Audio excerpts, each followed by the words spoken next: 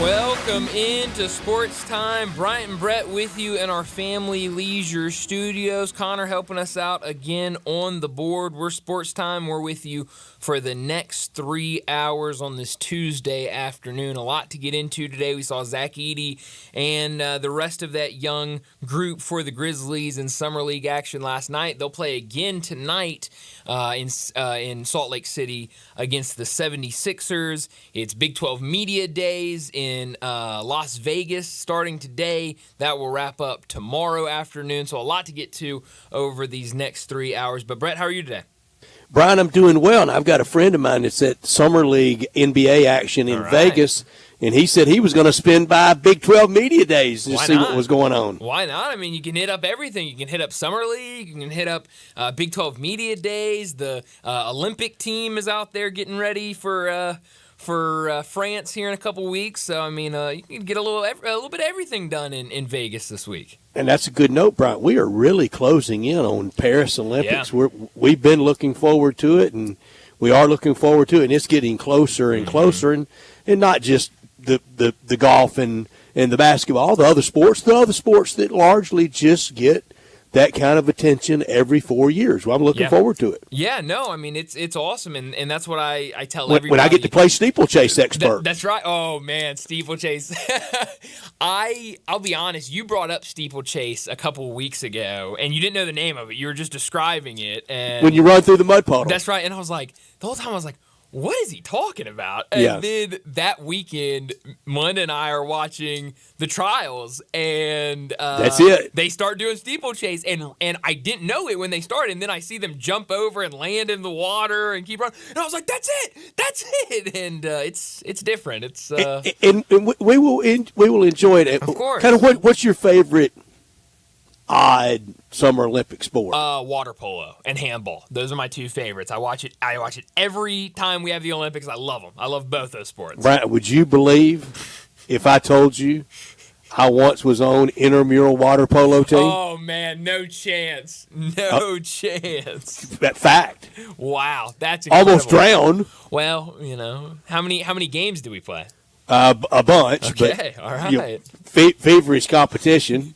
Of course. Didn't last long. I wasn't in near good enough shape. Oh, man, that's awesome. A lot different than being in shape to play intramural football. Oh, man, it's I'm telling you, don't underestimate water polo. It you got to be. Oh, man, I mean, I can't even imagine it. Yeah. I mean, and it's why you can almost drown. Oh, yeah. I mean, you're treading water the entire time you're playing, which is incredible. So I love watching that. I love watching handball, some of those different sports that we don't see very often here in the States. Looking forward to that for sure.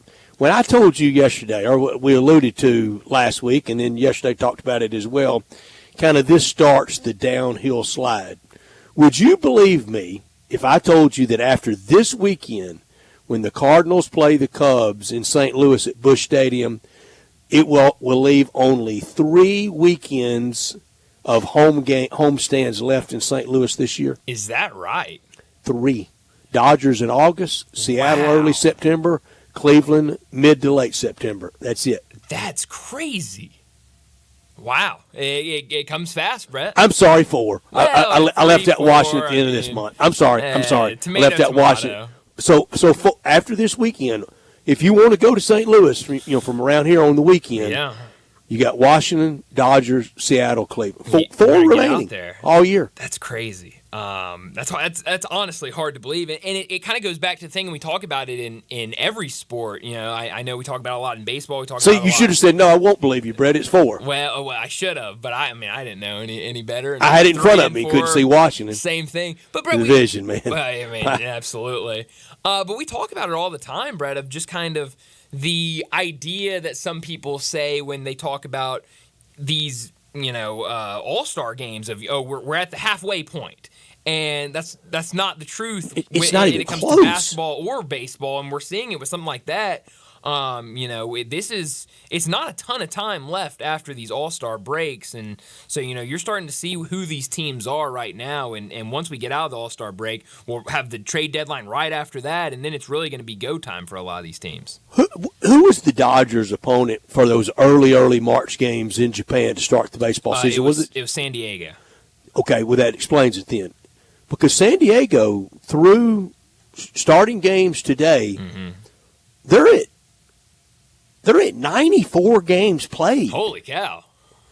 The Dodgers at 91. Sure. Now St. Louis canceled tonight.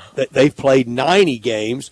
Everybody's at the 90 mark. Yeah. And 3, 4, 5 games left this week to wrap up before the break. And it's not a war crime if somebody says at the halfway point, but that's not the terminology. It's not. The terminology should be at the break. Right. And so now we're now seeing a whole lot of advertisements for next week on television, online, stuff like that. So I'm excited. It's going to be busy down there in Dallas for you next week with SEC Media Days, all Major League Baseball stuff going on. So. Here's a wild note.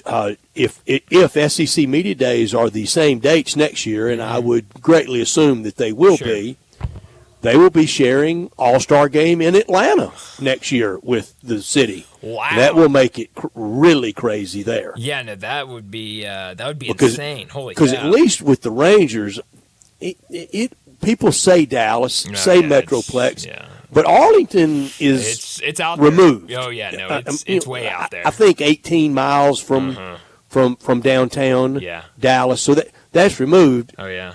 Truist Park, while north of downtown, it's not 18 miles. No, much closer. No, I remember the first time when I was younger, driving out to Arlington and driving by AT&T Stadium and being like, "This is nowhere near Dallas." Way out there. This is completely different city. And I had that same feeling first time to Fort Worth. I was thinking Dallas, Fort Worth, Memphis and left Lympho. No, it's not even close. No, not even close. But it's busy down there, no matter what part you're in. And so next week will be crazy. Speaking of media days, how much Big 12 have you caught today out in Vegas? So, some enjoyed, and Brett Yormark he spoke. And he is touting his league, and he should. He's got to be an advocate for his league. It's getting he's getting needled quite a bit at the needling machine, at the X machine, about we're the third best league. Well, that beats being fourth. Sure. Absolutely. We talked about it yesterday with, more specifically with the Big 12 and the SEC. But that's what media days is. You're promoting your team. It's publicity. You're trying to talk. Nobody's going to media days, commissioner or coach, and saying, you know what, our team's really going to be bad this year. We might only win a couple games this year. And this is the college football rollouts. Exactly. We had the advertising and media rollouts. That's back in May for kind of the ad buyers. This is the college football rollouts. Yes, and so if Brett Yormark is going to go out there and say, our league's great. I saw one quote where he said, I'm not going to stop until we have the best conference in America. Cool. Like that's what this week is supposed to be for him. That's what these 2 days are supposed to be for him. Whether you believe it or not, I think it's good for a commissioner to go out and go to bat for his conference. So I didn't mind that at all. But you're right. A lot of people on social media are definitely going at Brett Yormark for those comments. Yeah, and whether it's advertising, promotion, upfronts, rollouts, you always should be touting your interest. That's right. Yeah, so I think I don't think anything's wrong with that. I haven't caught much of the media days today. I did see a little bit of Brett Yormark, and it's always my favorite thing. It happens in every league that you watch with these media days. But commissioner comes out, he talks, and then he takes questions at the end, and it's always so funny because they're trying to be so personable to all these reporters. I mean, they talk to all these guys like they're best friends, and so somebody will, I'm Jack from Colorado or whatever. Oh, Jack, great to see you as always. Love that you're back again this year, and I mean it's always so funny just how personable they're trying to be with these reporters. Well, all those years, Nick Saban really and truly would walk out and go, "Hey, it's great to see y'all. How's y'all summer been?" That's right. Yeah. Maybe he really cared about us. Maybe, and it's but I love it. It's great to hear. It makes you feel like everybody's excited. Maybe he did. Maybe he didn't. I think it's like that's like the glass half full, glass half empty approach. You can either go and say, you know what, he really cares about us, or you can say he doesn't care about us. I try to be positive, Brett. And Bryant, like I say about a lot of things, whether Brett Yormark thinks it, wherever he thinks his league is ranked, guess what? Give it 5-6 months. Mm-hmm. Oh, it'll play out. Sure is going to play out, and we'll tote it all up at the end. We'll see where everybody's ranked. Yeah, no, you're absolutely right, and I think it's definitely going to be a weird conference with those 4 teams coming in, but I do think going to be a competitive conference. And he even said that that every week's going to matter in this conference, and everybody's going to be paying attention to these games because they're going to be close. Now, does that mean they're going to be a top conference? I don't think so, but I do think there are going to be some competitive teams and competitive matchups in here. Somebody's going to win it. Sure. And that means they're automatically in. That's right. And the winner of that championship game will be the champion of the Big 12 and will be in the college football playoff. That's right. As now I say as the 4 seed, there's more than a chance if please hear me, if Memphis went 13-0. Or Tulane, or South Florida, or Air Force from the Mountain West, or Fresno State from the Mountain West, or UNLV from the Mountain West. If that non-Power 5 team did the unlikely and went 13-0, that's winning all the regular season games, pulling upsets against the big brand names, and winning their conference championship game, and the Big 12 had that kind of devouring of each other, that battle of attrition. Sure. That could be your 4 seed or better. Yeah, no, you're right about that. You could even then maybe a 2-loss ACC team could be in jeopardy of necessarily being the 3. Sure. And that could be that team from the non-power conferences as the 3 or the 4, with somebody being the 12. But they would be at worst the 12. Right. Yeah, no, you're absolutely right about that. A little complicated. A lot of 3s and 4s and 12s examples in there. Brett, that's how the entire season's going to be, though. It is. Kind of looking at this 12-team playoff. It's going to be complicated. It's going to be confusing.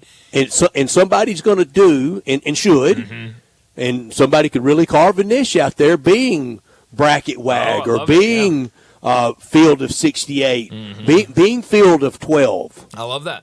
Week to week, and putting that out and ranking it, and being able to somewhat defend and substantiate it. Sure, and I think especially with how new it is, and everybody loves new things, and everyone has that intrigue and wants to know more about it. I think if somebody gets on that right now and throughout the seasons, updating it every week and doing this and creating a bubble, and these are the being Warren Nolan. Yes, these are the first couple. Warren Nolan out. may do it. I don't know. Who knows? But I think that would be. That would get a lot of attention, because I do think there are going to be people out there, because I've heard so many people already saying, okay, well, we're not going to get the college football, playoff polls until, this date, and none of that matters before we get that. And so I think if you had somebody that was out there, putting them out and, getting in intrigue out there from people, I think there would be a lot of people that would be intrigued by that. And Jerry Palm and others like him will do it week to week, and I assume they would do it week to week, and there's going to be interest week to week in it. See where you stand. Well, and that's almost like I would almost kind of, I guess there's pros and cons to both, but you would almost rather do a college football bracketology, because you update it on late Saturday night, Sunday morning, and I mean next time you're looking at it is Wednesday, Thursday, Friday. I mean, it's not like, Jerry Palm, and those guys, they're having to do it every single day once we get to conference play and late in the season. So, who knows? Almost along those lines about if Brett Yormark, he has to defend his league. He has to support it. He has to tout it. Everybody's self-interest come into play. Same with last night, and last night's result with the Grizzlies, not necessarily the result, but the play of the number 1 draft pick, Zach Edey. I think you can take anything you want to from it. If you want to take, he's on his way to Springfield someday, go ahead, book your rooms. For in 10, 12, 15 years, I bet you can get a good rate. I bet. At the Econo Lodge in Springfield, if you'd like, right now. I don't know if they'll book that far in advance, but they might can. That's right. But I would rather be having the fun talk that we're having today after one game. That's right. In the Summer League game, yeah. Then we're on bus watch. Sure. Absolutely.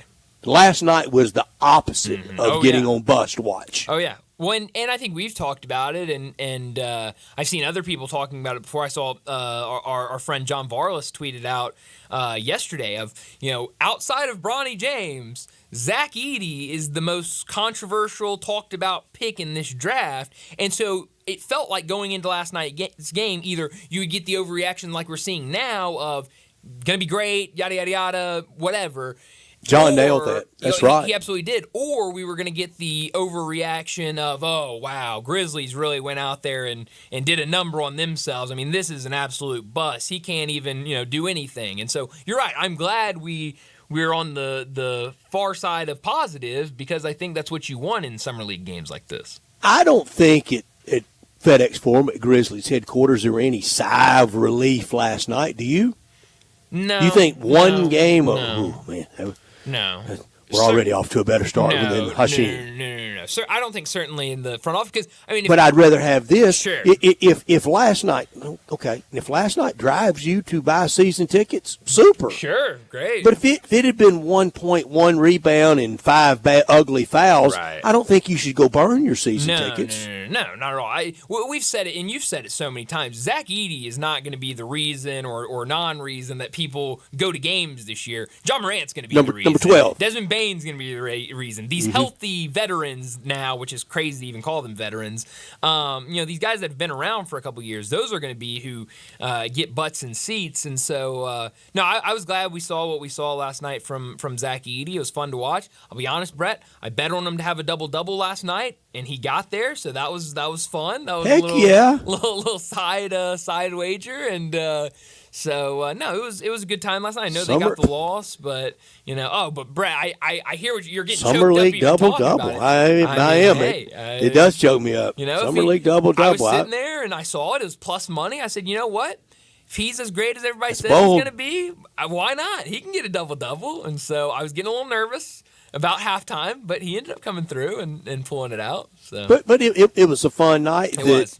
That mostly we've forgotten in 2 weeks. No, you're absolutely right. And that's almost the beauty of Summer League, Brett, is you can have the overreactions and you can have the, all of these takes from it. But at the end of the day, Summer League's going to go away and it's not going to matter. And what's going to matter is what happens in the real NBA games, in the regular season, in the playoffs. And so it's fun. But it was fun last night. Like I said, they'll play again tonight against the 76ers at 6 o'clock. We'll talk more about that a little bit later. Let me set up today's show before we get to top and not top story of the day. 3:30, we'll talk some NBA. We'll talk some Grizzlies, what they did last night in their first Summer League game, some other news going on around the NBA. 3:45, we'll talk the NFL as each day we get closer and closer to training camps opening and preseason action. 4 o'clock, Brent Beard from First Coast News in Jacksonville will join us to talk some college football. 4:30, we'll talk some baseball at 4:45. We'll get to big number of the day. 5 o'clock,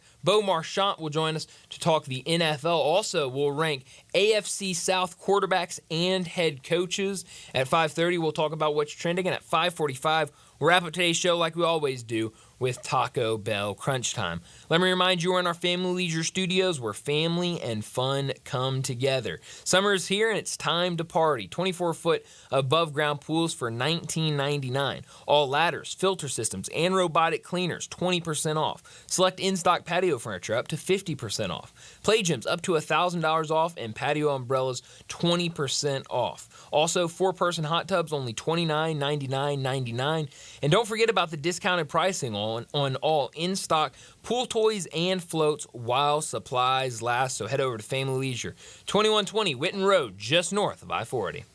You got Connor, you got Bryant, you got Brett, you got Sports Time, and we're with you until 6 o'clock, and we want you to be a part of it at 901-360-8255.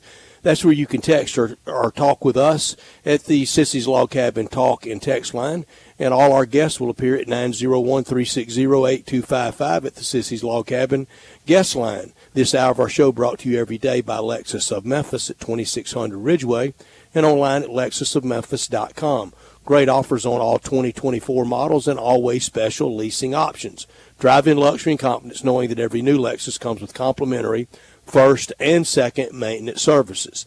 Call them at 901-334-9673, but they want you to stop by the one and only Lexus dealership in town at 2600 Ridgeway and that's where you can put yourself in the driver's seat of the all-new 2024 flagship LS500, and you'll be looking and you'll be driving in style. When you purchase a Lexus, you get top-of-the-line engineering and design, and they make for the luxury driving experience. Online at lexusofmemphis.com. Experience amazing at Lexus of Memphis. Top story of the day. Well, my top story of the day, it's going to have to be the Grizzlies and their Summer League debut last night in Salt Lake City against the Utah Jazz. I thought both teams played really well. It was a fun game to watch. I think two really good Summer League teams. We know what the Grizzlies have with their 3 draft picks, but also some of the other young guys. We saw G.G. Jackson out there, Scottie Pippen Jr., Jake LaRavia, Trey Jemison. Some really fun pieces that I think people want to see from. And, you talk about guys like Scottie Pippen Jr. that, was forced into the NBA roster and in those lineups last year because of injuries and played well, but people want to see what he can do. Is this a guy that you can keep around on a two-way and maybe eventually put him on the standard roster? G.G. Jackson had a great year last year and was kind of the bright spot of a really bad season. What will he look like in year 2 for the Grizzlies now on a standard roster? But then the biggest question, all eyes on Zach Edey. I thought in the first half kind of struggled a little bit. I thought was still kind of trying to get his footing, trying to get the feel for the game last night against Walker Kessler. But, especially in that second half, I thought looked really good, made some really good plays. His screen setting is everything it was made out to be. I mean, he is going to set good, hard screens. You are going to have to force your way around him, and I think it's a $5 cab ride to get around him. 100%. And so I think, especially when you've got Ja Morant out there and he's setting screens for Ja, I mean, that's only going to help this offense. And so I was really pleased with what I saw last night. But what I'm not going to do is, just go all out and say, this was the greatest draft pick ever. The Grizzlies are geniuses. All that. I hope they're geniuses. I hope this is a great draft pick. But I'm not going to make those claims. I'm not going to make those takes after one Summer League game. I still want to see more from him. Yes, last night was a positive. He looked really good. Cam Spencer looked really good, the shooter from UConn. Jalen Wells kind of struggled. Want to see more from him, but he did other good things. Rebound the ball well. I thought had some good defensive stops. So I thought overall a good night. I know they ended up losing. I don't know about you, Brett. I hated the Elam ending idea. I understand it.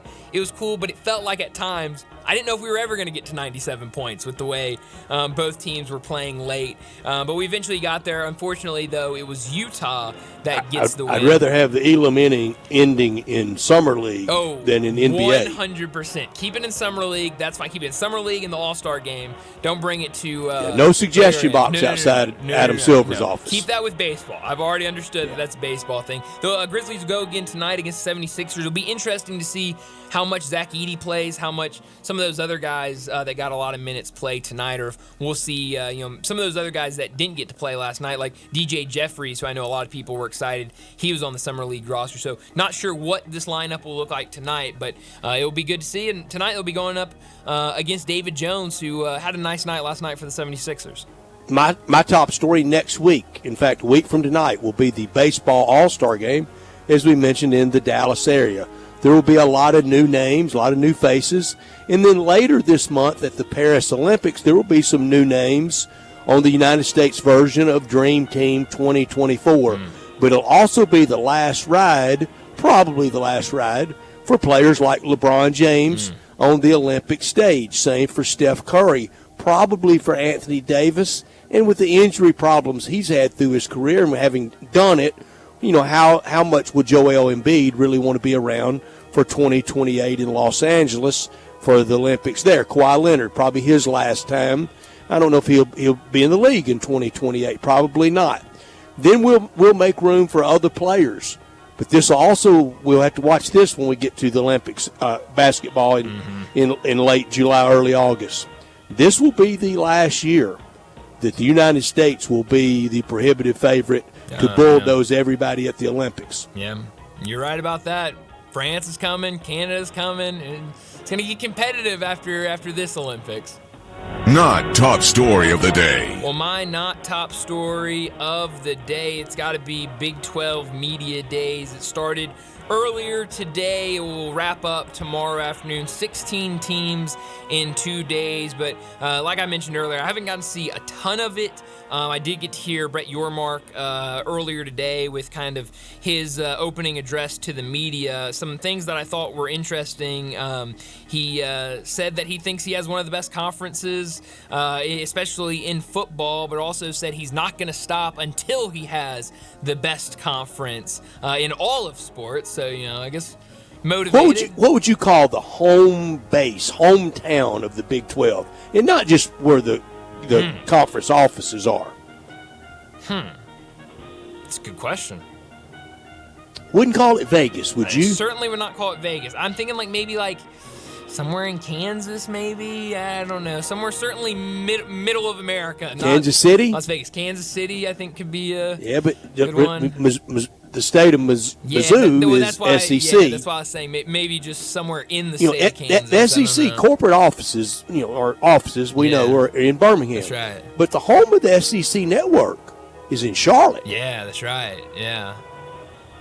Big Ten's going to Chicago.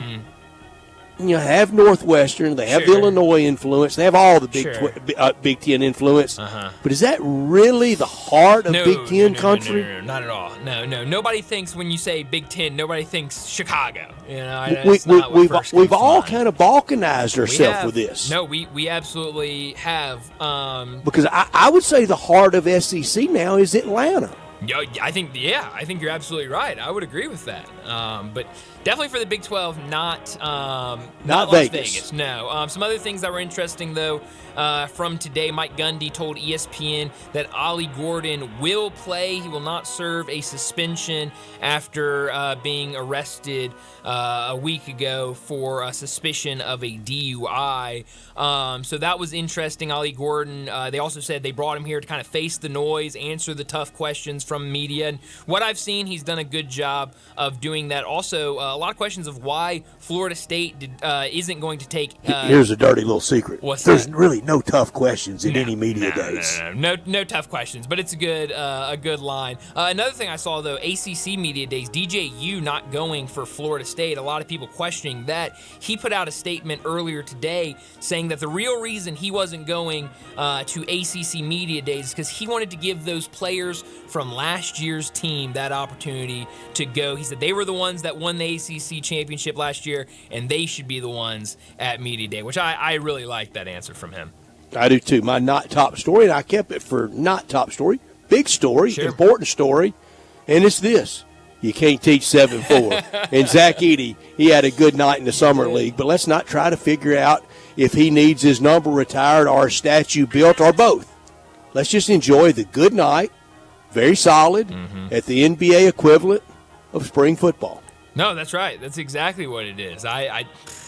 Yeah, let's just wait. But a good night. I mean, if you want to enjoy it, please do so. That's the thing. Enjoy it. And I did. I do. I did too. So, but no more than somebody making a good tackle at a spring game. Am I going to, label AP first team All-American? That's right. You're approaching it the way I think you should. But I'll do it for top and not top story of the day. Let's go ahead and get to our first break, and when we come back, we'll talk a little bit more about the NBA, what the Grizzlies did last night in Summer League, some of the other NBA news and notes. We'll do that next on Sports Time. Add a little fun to your lunch break.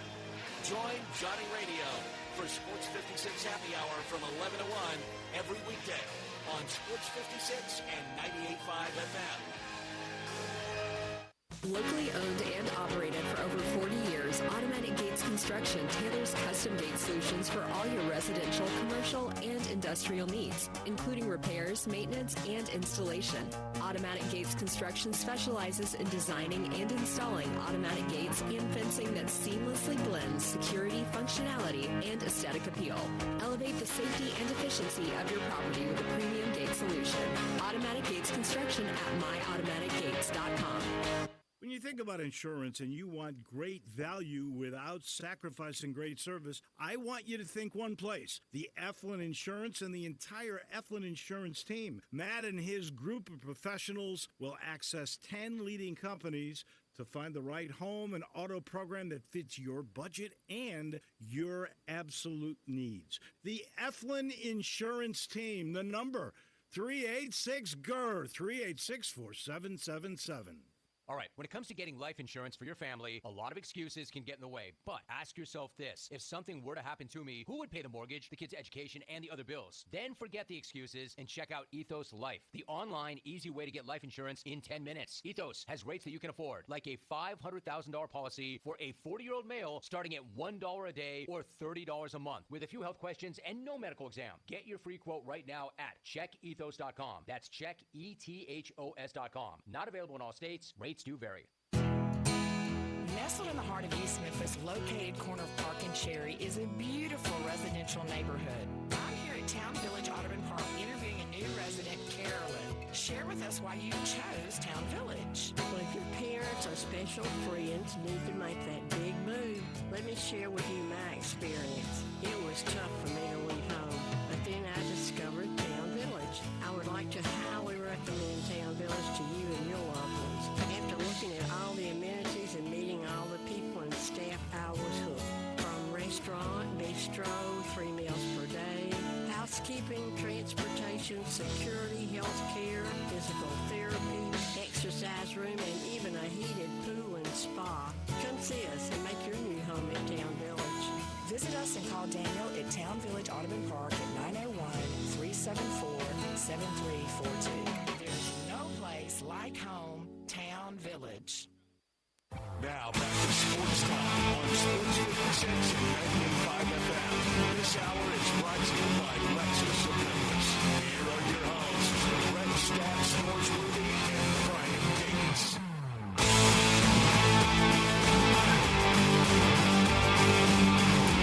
Welcome back into Sports Time. Bryant and Brett with you in our Family Leisure Studios. And it was a fun night last night watching the Grizzlies, getting a little basketball back and seeing a lot of these young guys for both the Grizzlies and the Jazz. Jazz, a young team, they got even younger, adding some guys in the draft. So I thought both teams were going to be fun to watch last night. But we've both already mentioned it. All eyes last night on Zach Edey. He finishes the game with 14 points, 15 rebounds, 4 blocks, and 6 fouls on the night. Also added an assist. So I think overall, altered a bunch of shots. Definitely did. Altered people's movement around the lane. Yeah. No, I mean, and that goes back to being just a massive human. He is a big guy and can't teach 7'4", Brett. He's really wide. He is, and he takes up a lot of space defensively. I mean, that's like a subcompact getting around. Sure, yeah. No, I mean, he definitely is. It's so, no, I go out there in your parking lot and try to dribble around your truck. That's right. That's right. I mean, it's tough. And those, I mean, we mentioned it in the first segment. Those screens that he set are no joke. And, that's going to, I think, be a big help come the regular You know how season. big I was on Walker Kessler between the NBA season and last night, but mostly the NBA season. Sure. Are we seeing a step back for him? Yeah, I think so. I think. Wonder why. It's a good question, and it might just be a fit thing for Utah because he comes out that first year and was really good and really solid, and then last year really took a step back, and there were That was almost the prototype fit place for him, though. Sure, but I mean you look last year and only about there was a long stretch last year during the regular season where he's only getting 15 to 20 minutes a game where it felt like he was on the rise to starting center, getting a bunch of minutes, and then now you're seeing, a third summer league, which, you don't really see very often with guys that you think It's are a lot of summer big-time leagues. players.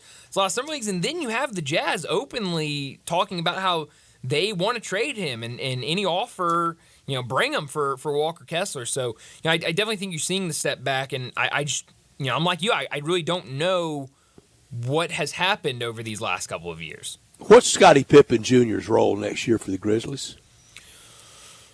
Oh, I think realistically he's your third option at point guard. Spins, But on the team? I think. Well, I think with the two-way, he spends most of the time in South Haven. But I think you see him on the bench every once in a while for the Grizzlies. And could help. No, definitely. And I think he's shown that. Last year played really well for the Grizzlies when he was asked to go in there and play a big role for them when That's all the what we said a injuries lot hit. of days. Out of this nightmare, let's gain something. Sure, and I think you've gained a lot. I mean, Gigi Jackson. We got the ninth spot. Think you got something there. Yeah, you think you got something with Gigi, Vince, and now maybe you got something with Scottie Pippen Jr. And he had a great game last night. Boy, it takes a terrible bad win not to blow somebody some good luck. Well, that's right. That's right. So at least there looks like there's good luck there when it comes to a lot with the Grizzlies. But I thought last night, even though a loss, I thought positives all around for the Grizzlies. I did too, and I don't think either of us have made too much or too little out of it.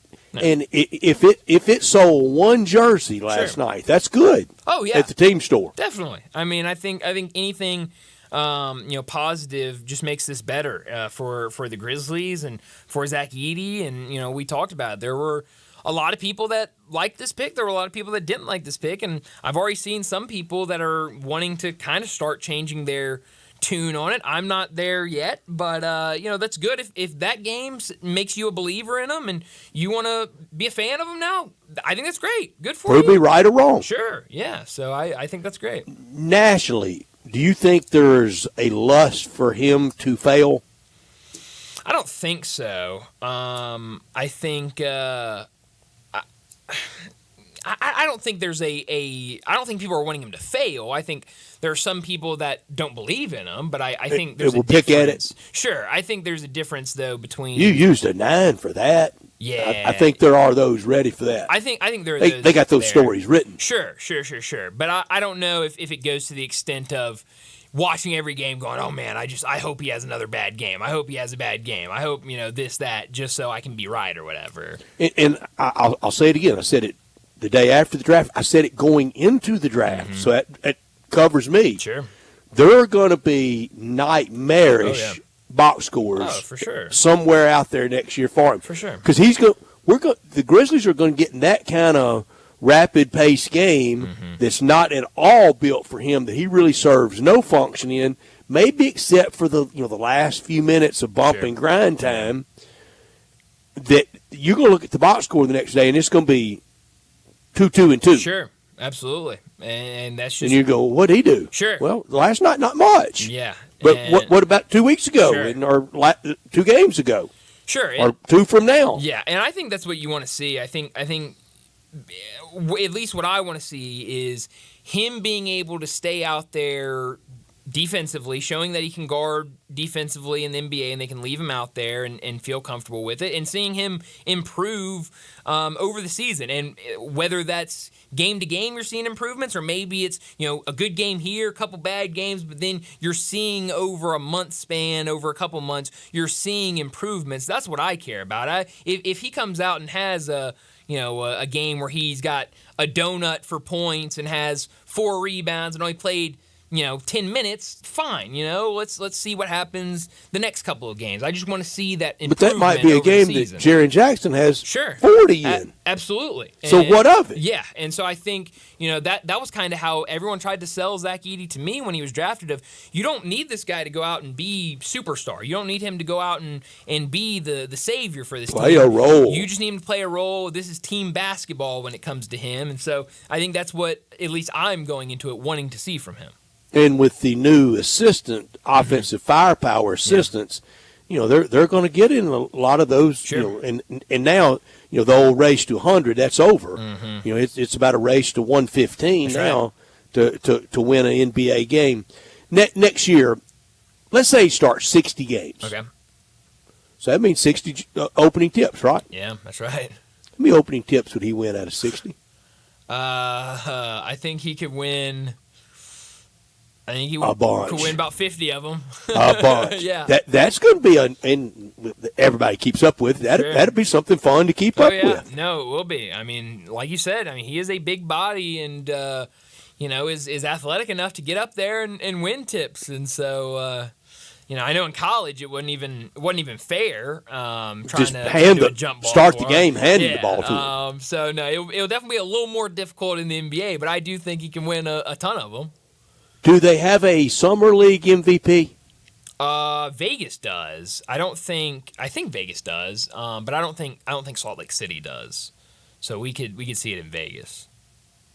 I just wonder who will win it. Yeah, no, that's a good question. Well, Historically, how that's held up, if it's been predictive of anything. Yeah, no, that's a good question. I know, and I don't know what. I have not kept up with MVPs of summer league, as you can tell. Well, that's you know what, that's all right. Maybe in our next break I'll look and see if I can find a list but of. I don't know that I kept up with MVPs. the summer league until about the last 6 or 7 years, and I'm not keeping up with it now. Sure. I don't know if I even noticed it until the last 6 or 7 years. That's right, and now you're just tuned in to see what Zach Edey did last night. Yeah. Did you watch any of the first game last night? Some. I don't blame you. I don't blame you at all. Total clock time, not a lot. Well, that's all right. That's okay. I did see somebody say that, and I don't know which sports book it was. And I sure didn't have any wagers on it. Well, But I like wins. Hey, a win's a win, Brett. A profit opportunity is a profit opportunity. You're absolutely right. So I saw at one sports book after last night's showing from Zach Edey, he became the betting favorite to win Rookie of the Year. And now I just pulled up my sportsbook of choice, and on my sportsbook, he has the second best odds to win Rookie of the Year right now, behind Alex Sarr.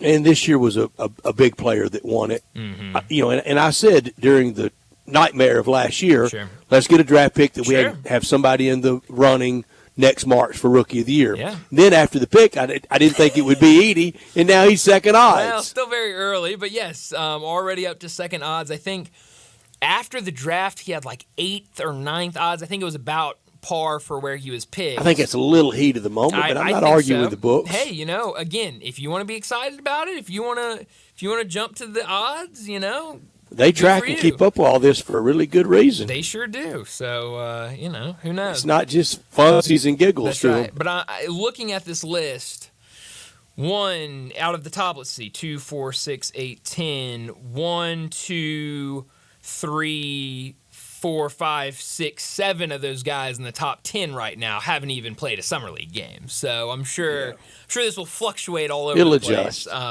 through summer league and what's but last happening. year it was Wembanyama from right now all the way through the award. I mean, it was if you got a good. That was about as easy as any. It's just LeBron. That's right. And so I mean, if you got any good price on him last year, you felt good because you're right. I mean, once the season started, you had to put up a lot to win a little. You sure did. So this one's going to be a lot more competitive. That's not what gambling's all about. No. Gambling's about putting down very little and winning a whole bunch back. That's right. We're trying to get rich out here, Brett. That's it. You don't get rich betting on Victor Wembanyama to win Rookie of the Year. It's not how it goes. Last thing I wanted to get to before we get to a break, I love seeing all of this hype around Cooper Flagg over the last couple of days.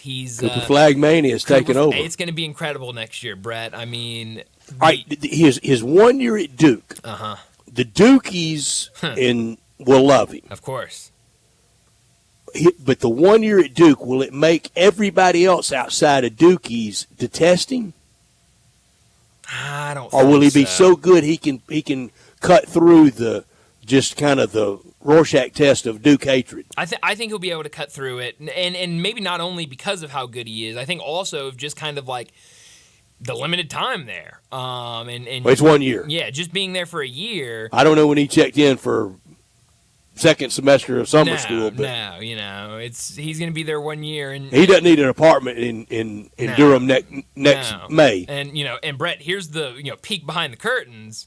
Once March Madness is over, who knows how much longer he's going to be on campus at Duke? About 2 days. Exactly. So pack the grip and get going. Right. So not even a full year on campus, and that would be the same if he had gone to Kentucky, anywhere in the country. And so no, I don't think there's going to be that hatred. I mean, there might be. Again, kind of back to because of how good he is. It cuts both ways, though, with Duke. The Dukies, the New York City Dukies, around the country Dukies, they fall in love with you. Sure. Well, the brotherhood. That's right, Brett. It's all about the Duke brotherhood. That's right. But then it's so much fun for the rest of us to have revulsion for that player. Sure. Well, I mean, hey, get ready now. I mean, you think Duke's on television a lot during the college basketball season.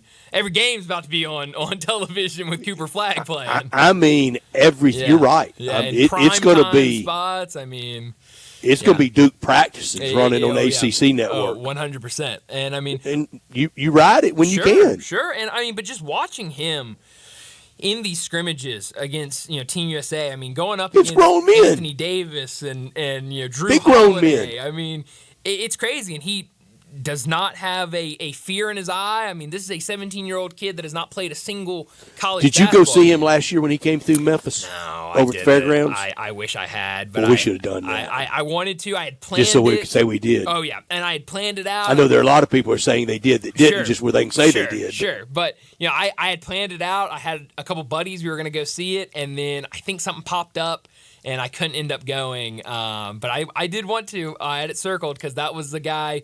You go and see him. I saw Anthony Edwards when he was in high school here. I mean, there are a couple guys when they're coming to town. You got to go try to see them to say you saw them in person. He's going to be as big. We'll have to We'll have to ask Keith Smith and various NBA people.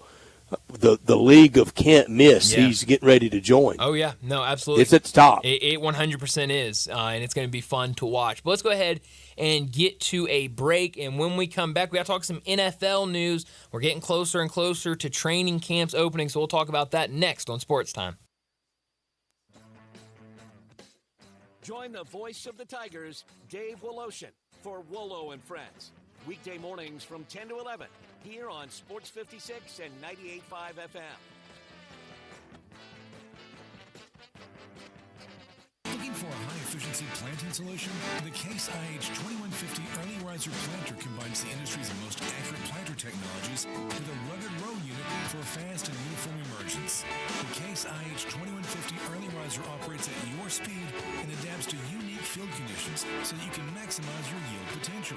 Stop in or call Mid-South Ag Equipment at 662-890-3141 to learn more.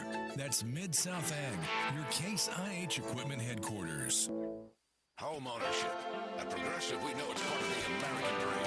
It's the land of free and a home of student drivers ready to back into your new friends at any given time. It's firing the burn out of birds and dogs in their rusty grill with a faulty gas line and a Gulfship tool shed in place. There's also around-the-clock protection when you bundle your home and auto with Progressive, which can help keep the American dream of home ownership alive and kicking.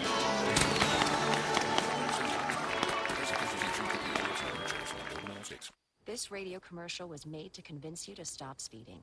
We can't use siren sound effects on the radio, so we'll use other equally jarring sound effects to get your attention. Like telling you that whether you drive a little over the speed limit or a lot, you can crash just the same. You could hurt yourself, or worse, others. And the damage you cause will be beyond repair. See? We didn't have to use crash or siren sounds after all. Speeding catches up with you. Brought to you by NHTSA. Country music singer-songwriter Kylie Morgan absolutely loves her Genesis Diamond ring. I got so many compliments as soon as I got the ring. I continue to get compliments on it. It looks really pretty on my finger. Kylie's husband Jay heard folks in the music industry raving about Genesis, but he also did a lot of homework on his own. When it came to finding the ring, he took it very seriously. He did all the research. I think he knows more about diamonds than any man in the entire world. And that's how he landed on Genesis. He just knew it. Jay picked out a stunning, flawless, pear-shaped diamond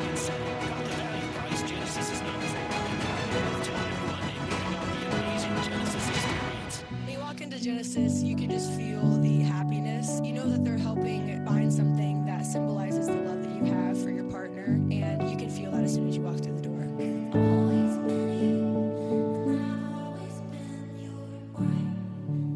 Genesis Diamonds at Poplar and Perkins Extended. Now back to Sports Time on Sports 56 and 98.5 FM. This hour is brought to you by Lexus of Memphis.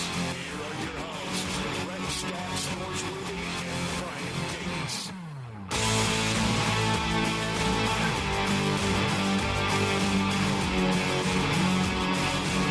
Well, Brad, I know we're going to talk some NFL here, but Connor, We got other football. we do have other football. España, Spain, up 2-1 over France right now. Who are we for?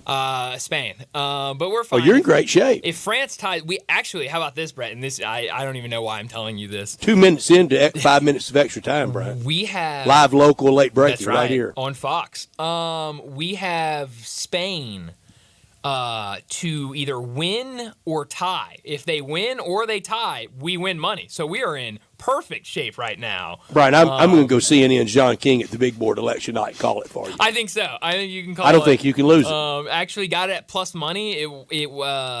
It was not at plus money earlier, and then France scored in the first couple of minutes when I forgot that it Did was you get a tip, on. or did you do the ciphering No, on this? I got a tip. I have a guy that I keep up with for soccer. You got a bets. soccer guy? I do have a soccer guy. I'm impressed. I mean, you got to, Brett. Again, we are trying to win money. I mean, you gotta have people around you. Well, that's right. That's right.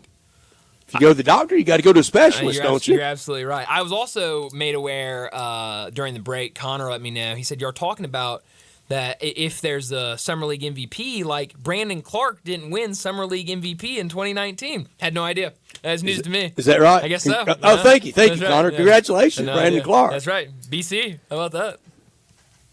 That was inside my window of keeping up with the Summer League. How about You see that? how well I did it. Well, I guess so. Sometimes you win, sometimes you lose, I guess. All right, so the controversial Mbappe in this game, right? Ah, yes. I just Mbappe. found it on my local Fox affiliate, There you Fox go. 13, right Yes. there with the Darryl Green That's right. TV station. Mbappe wearing a mask broke his nose earlier kinda painful. in the Euros. So, Where's this game being played?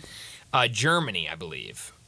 Munich. I see it now. There we go. At the Yeah. top of the screen. Yeah, I was about 60% sure on that answer when Okay, it left very my good. mouth. So I'm glad that I was This right. is most soccer I've watched in years. There you go, Brett. Just since we've been to break. I love it. Anything to get you to watch soccer, I guess, is a win. So if this is what it takes, Brett, I'm curious because this is a question I want to ask Bo in a couple of hours when he joins us. But we ask so many of our guests, and obviously because of how new it is with the 12-team college football playoff, we ask so many of our college football guests about how many teams can realistically make the 12-team playoffs, how many teams can realistically win it.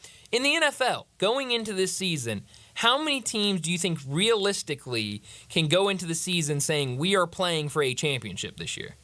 I think about 3 or 4 in each Yeah. in each conference. Yeah. So 6 to 8. Sure. Yeah. I wouldn't go outside of that.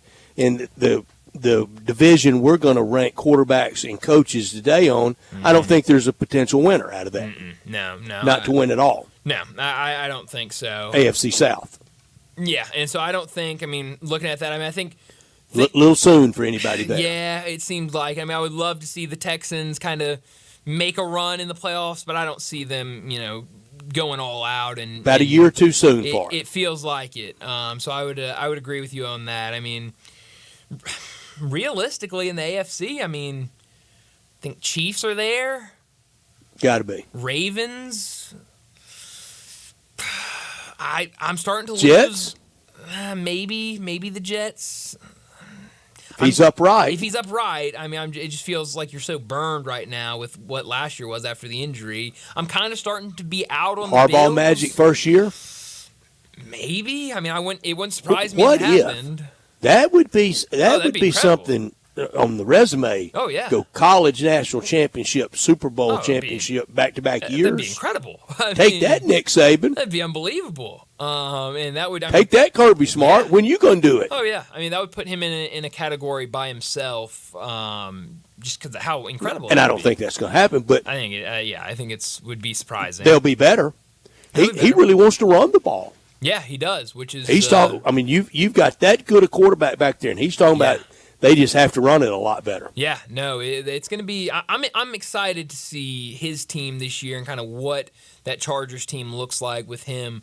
What do you think about the Bills though? Because like I said, I'm starting to. It feels like every year we're saying, Bills, it's their year. Let's do it, and I'm kind of out on them now. I'm totally out. Yeah. When to shut, and that coach could play on the hot seat. Yeah, no, I think you're right. I mean, we talked. Been around long enough, very patient with him. Yeah. Runs, but not titles, not championships. It almost kind of to put it in a college football comparison. It almost feels like the Jimbo Fisher type deal. You know, you bring them in. There's so much hype, and you have good teams, and but you just can never finish and kind of get all the way. And that kind of feels like with the Bills, you have a great quarterback. I think he's been better than Jimbo was at A&M. Sure, but I think in terms of. I mean, Brett, every year we're talking about this is the year for Texas A&M. They're going undefeated. They're going to lose one game. I read a story today that A&M's the next. The story was done on your team for the next 3 years is Texas A&M, and I'm going. I've only been reading that story for the last 53 years. Yeah, it feels like every year that's the story. Most of my life has been consumed with July, August hype of Texas A&M. Oh, I mean, well, that's when Texas A&M's at its best. In June and July. That's title time. That's right. Yeah. June, July, and early August. Very few parades at that time. Almost zero parades at that time, Brett. Unless you want to count media days as a parade. And I will say it next week. I hope I don't make anybody mad around me. Sure. All my life, the next coach, whether it's Mike Elko or whoever at A&M, is the next big thing. This is the one. Oh yeah, it happens every time. But we got a final, Brett. Spain 2-1 victory. We got over more France. than a final. We got a W. A little money there. We got a green check. We love that. Any green checks we can get, Better believe it. We love it. But we need to go ahead and wrap up this hour and get to a break. And when we come back, talk some more college football with Brent Beard from First Coast News in Jacksonville.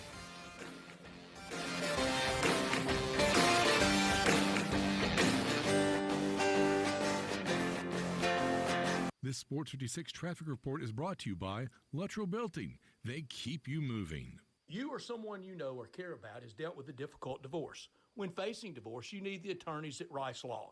Nick and Larry Rice lead the firm with 3 generations and 7 decades of experience. Located in Memphis, serving the entire state of Tennessee and North Mississippi. Rice Law is who you need to call. Simple or difficult divorce, they know how to handle it. Call Rice Law at 901-526-6701, or for more information, visit them at aboutdivorce.com. That's aboutdivorce.com.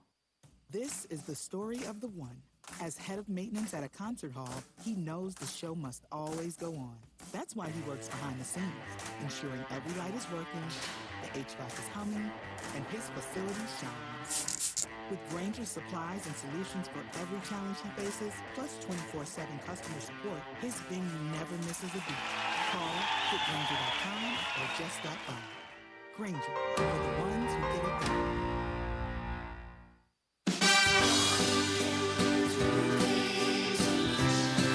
If you have damage to your home and have your insurance carrier involved, you need a great contractor. You also need a team that has seen claims of all shapes and sizes, residential or commercial. After our inspection, we'll share our findings and give you our professional opinion. Some people say you get what you pay for.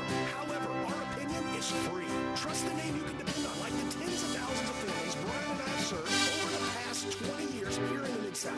Brian Elmer Roofing. We'll measure your roof from outer space and share our team's experience for your property and claim. Repaired roofs, replacement roofs, big roofs, tiny roofs, insurance roofs, flat roofs, TPO roofs, asphalt roofs, tile roofs, slate roofs, metal roofs. If your roof needs some love, call me. 901-867-0307. Getting engaged is one of life's most spectacular occasions. And when you find your ring at Sissy's Log Cabin, the promise of a lifetime begins with our promise to always provide unmatched quality, superior service, and brilliant natural diamonds. Find your dream engagement ring, wedding bands, and more when you shop Sissy'sLogCabin.com or stop by one of our 6 locations. life's too short for ordinary jewelry. I'm with John Burgos from the world-famous Rendezvous in the Alley since 1948. Brett, we have catered parties all over this country and all over the world, from Singapore, Australia to Central Park in New York. But many people don't realize how much we do locally. For holiday events, office parties, tailgating, birthday parties, you can't do better than the Rendezvous. For example, you can get a cheese and sausage tray for 15 to 300 people for $3.75 per person. You can even build your own nacho bar for $10.50 per person. All you need is a minimum of 15 people. In many cases, we can arrange delivery and full-service catering. We've even made it easy to get to-go items. You can just park at our front door in the alley, put on your flashes, and we'll get you going ASAP. For all your catering items and prices, go to hogsfly.com, click on menu, and drop down to catering. Thank you, John. The Rendezvous, Mr. Charlie Burgos' Rendezvous in the Alley since 1948 and celebrating its 75th year.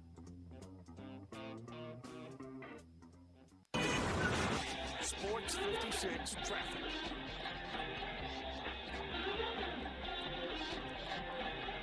Good afternoon. A couple of wrecks in their clearing stages out here. TDOT's been really busy with a couple of stalled vehicles in the last hour, so it looks good over here right now. I-40 East as you come past Hollywood, headed over towards White Station as that traffic picks up just a bit down certain sections of Sam Cooper. Hey, Weimer's Jewelry right here in Memphis, 7525 Highway 64 is your full-service family-owned jewelry store. I'm Commander Chuck with your on-time traffic.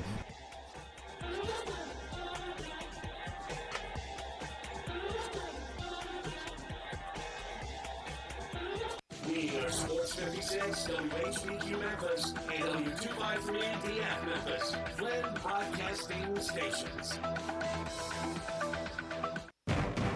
College football talk every Tuesday with Brent Beer, Heisman voter, and on Twitter X at Brent Beer. SEC, ACC, AAC, we talk it all with Brent. Here's Brent Beer with Bryant and Brent. Brent Beer joins us now from First Coast News in Jacksonville in our Sissy's Log Cabin guest line to talk some college football. Brent, thanks so much for joining us. And it's finally Media Days season as Big 12 got kicked off today. They'll go today and tomorrow. Next week we get SEC Media Days, and it's really downhill from there. But talking about Big 12 Media Days, out in Las Vegas, 16 teams. They add the 4 teams from the Pac-12. What's your biggest question for this conference going into the season? Well, number one, the biggest question is, can all of them survive 118-degree heat in Las Vegas? Good question. That's the least of their concerns in Vegas, Brent. Yeah, absolutely. Because I'm sure they've got air conditioners going on full bore. I mean, look, I give you better try to survive those one-armed bandits. Yeah. They've got to keep the players and the coaches out of there too.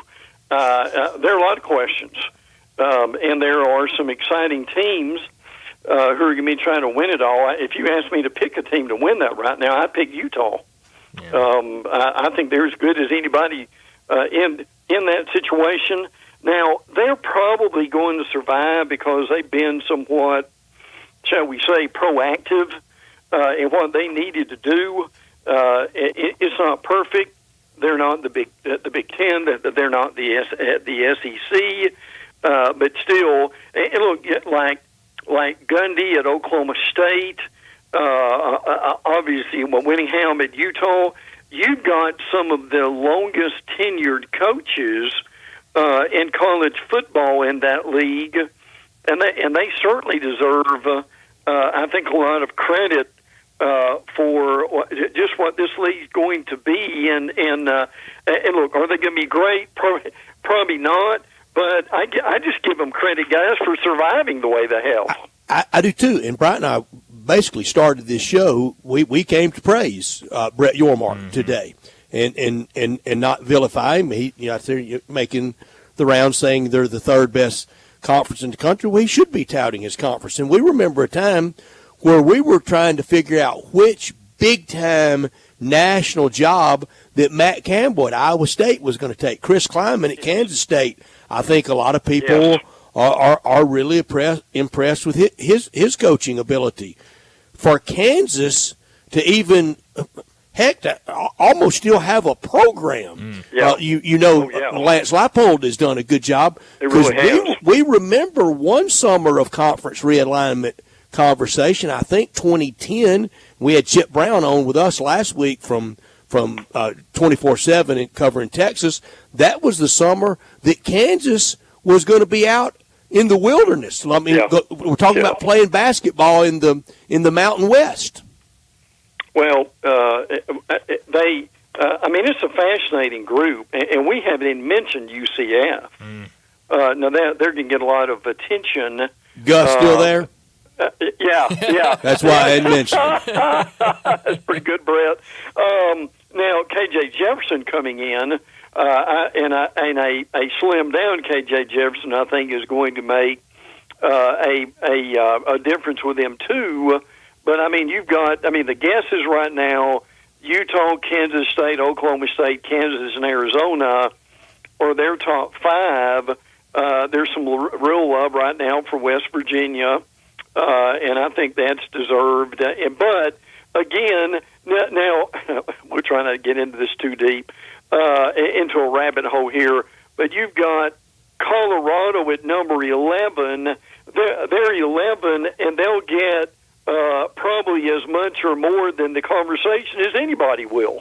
Yeah, and sometimes you gotta be selling sizzle, and Coach Prime, he is. Yes. But eventually we got to get to steak. We got to get to a steak sandwich and have something that your fans can really wrap themselves around. They did early last year in September. They were the story of college football, for the month of September. And I don't think we're guilty of it, but sometimes we can be, kind of with the collective memory of a Nat. Just 2 years ago, Sonny Dykes and TCU was playing for the national championship. Right. Oh, yeah. And now think about this, guys.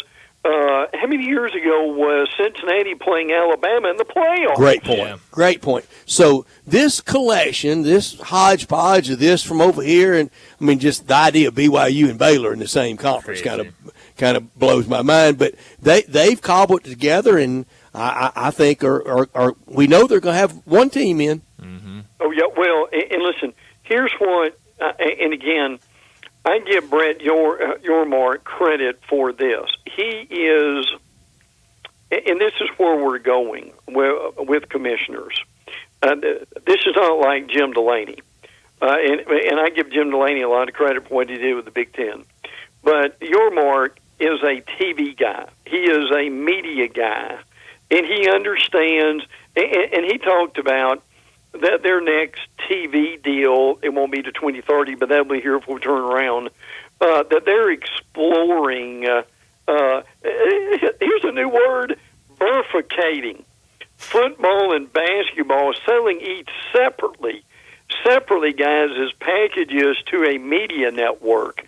Now, look, I don't understand what all that means, but I do have an appreciation for knowing how we're going to consume our sports over the next few years, and he's trying to get them there. Well, it's one thing Yormark has consistently done. It's really his background is he's kept basketball primary in the conversation. I even said, and a lot of people said, that any conference realignment that it's not about the basketball. Well, he proved me wrong. Yeah. Basketball mattered, and Brian and I we were talking before the show started. Is he the third best conference? Okay, fine, but we know this. We know he's the number one basketball conference. Yeah, we know they play really good baseball, really good women's sports, really good golf programs. So he's got some traction out there. Now I know that football drives it though. Well, we all understand that in the importance, but the thing, one of the more intriguing things that I have heard about expansion, particularly with the SEC, and again that old thing of expansion is not dead; it's just dormant. We're celebrating everybody in Dallas for OU and Texas coming in, but one of the more intriguing things I've heard, because of the rise of SEC basketball, is the effort for the SEC at some point to possibly bring in North Carolina, and if they do that, the presidents would love to bring in that other academic school in Duke. I know this sounds like it would be sacrilege in a lot of ways, but Brent and Brian, what would that? We're playing here right now, okay? What would that do to SEC's basketball image if you brought in North Carolina and Duke? I mean, I think it would. It would increase it. It absolutely would. I mean, it would do wonders for something that's already got a real good image. It would make it even better. Do you think there's an appetite of the SEC honchos to really have Duke? I think there's one for North Carolina, and it fits. State school, contiguous to the others. Do you think there's really one for the Dukies? I think there's either going to be one for Duke or one for Virginia. And Virginia fits. Yes, and part of that, and we can never forget this. Virginia, North Carolina would really raise our academic clout, wouldn't it? Look, we can, and listen, I know some people are snickering on the interstate going home, but don't think for a minute, and Brian, this is something Brett and I have talked for years, the people who make these decisions, and I know TV's involved, and I know the commissioner and all that, but don't think for a minute that a lot of this doesn't get done unless these presidents and chancellors don't say yes. That's right. It really matters to them. But I know it really does. But I know what matters most to them. Money. Money. That is definitely the driver for sure. Yes, is money. Because with all these TV contracts signed, tuition's not going down anywhere. No, by no stretch of imagination. Brent, going back to the Big 12, I was reading the other day about Dave Aranda, who, you look anywhere, any of these hot seat stories, he's right there. Shocking up at the he top. got on it. Crazy. It's incredible. It is. But this year he's going to have more responsibilities with the defense. He's going to be more hands-on, kind of calling plays for the defense. And last time we really saw him in that role was part of LSU's national championship team. What do you think he could do to that Baylor defense, and what does this year look like for Baylor? Does he save his job, or at the end of the season are we talking about Dave Aranda being fired after, and Brett's talked about it multiple times, a really promising start for him at Baylor? There's no doubt. I mean, they're picked 12th, and which is just unbelievable, frankly. I'm a big Aranda fan. Now, Aranda is one of the few coaches that really stays within his brand. I mean, he's who he is. He's level-headed. He's not a screamer. I mean, or at least we don't see that on the field when they're playing. But, man, oh, man, for them to be to pick 12th, and they start with Tarleton, but then they go to Utah, which would determine a lot for them. Air Force at Colorado, so they could do a lot in September to be able to help themselves. But I'll say this: even if it doesn't work, and in that he goes, I don't think it'll be long that he's out of a job. No. Brent, we know next week, unfortunately, and I mean a rare miss for you at SEC Media Days, but Family Matters beckon for you, and you've got to stay back in Jacksonville next week. So we'll visit with you again in 2 weeks because next week we're going to do everything from the table. And for the first time since the summer of 1991, people are going to be registering votes at SEC Media Days, not by division, but by 1 through 16. It was 1 through 10 in 1991. I wasn't formally voting then, but I was picking my top 10 teams then. Now, the two easiest votes for me, I've got laid out 1 through 16. The two easiest are 1, Georgia, and 16, Vandy. The rest of it's pretty tough. Yeah, it really is, isn't it? Yeah, I would agree with that. And maybe Arkansas 14, Mississippi State 15. Some people would argue that, but I don't. You say that, and in every release, and I have tried to defend Mississippi State on this. All these early releases from every voter, and I think that's how the voting will go next week in Dallas at the Omni. I think it'll be Arkansas a peg or two ahead of Mississippi State. Exactly why? State's dominated that series the last 10 years. They have. And look, I think a lot of that is, okay, you've got a new coach, you've got a different quarterback. Will Rogers is no longer there. But I'll say this, I think with Jeff Levy, they will be a whole lot more competent offensively than they were last year, and they were a disaster at that point. But to Brett's point, when you look at this conference, I mean, after Georgia, I mean, you've got I mean, it's basically Texas, Ole Miss, Bama, Missouri, LSU, and you know, it depends on how you want to play the shell game with those teams. Now, that's not saying that Tennessee, Oklahoma, A&M can't rise up and be a lot better than they are, or at least what we think that they are. But that's a really good point. I mean, it's just I'm not saying it's a coin flip necessarily to go from like 2 to 10. But it's going to take some thought about where you slot these teams. It really will, and it's hard. It's hard to figure out who you want at 4 over 7, and then you really get into a kind of a grouping that they all appear to look like right now. Everybody's 0-0. Everybody's alike. But 5 through 8, there's not a lot of difference.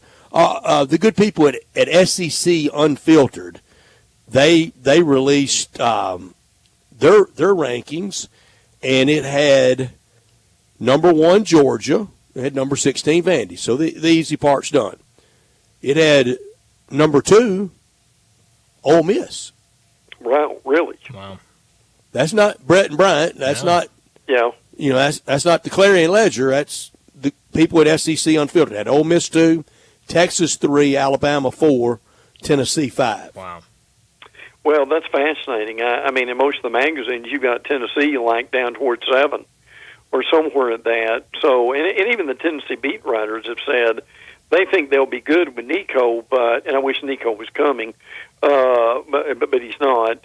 That he's one of the few quarterbacks that aren't going to be there. Yeah, I agree with that. That there really ought to be a rule that all the quarterbacks ought to come. I think that's part of the maturing process. Is these guys being in front of the media? But back to the original point of the predictions here. What's really exciting about this is you're really talking about in the top 5. However you break it down, that top 5 very much could every one of them either be in the playoffs or by November they're at the front door knocking to get in. So that we're going to have a really fascinating, different way of looking at everything this year than we've ever had before. Yeah. Talking to Brent Beard, he joins us every week to talk college football from First Coast News in Jacksonville. We've talked a little bit about some of the guys that are going to be there, some of the players that are going to be there next week at SEC Media Days. We know all of the coaches will be there next week at SEC Media Days. But Brent, for you, who are you looking forward to the most to hear from, whether it's coach or player in the SEC next week? I think it's a pretty good list.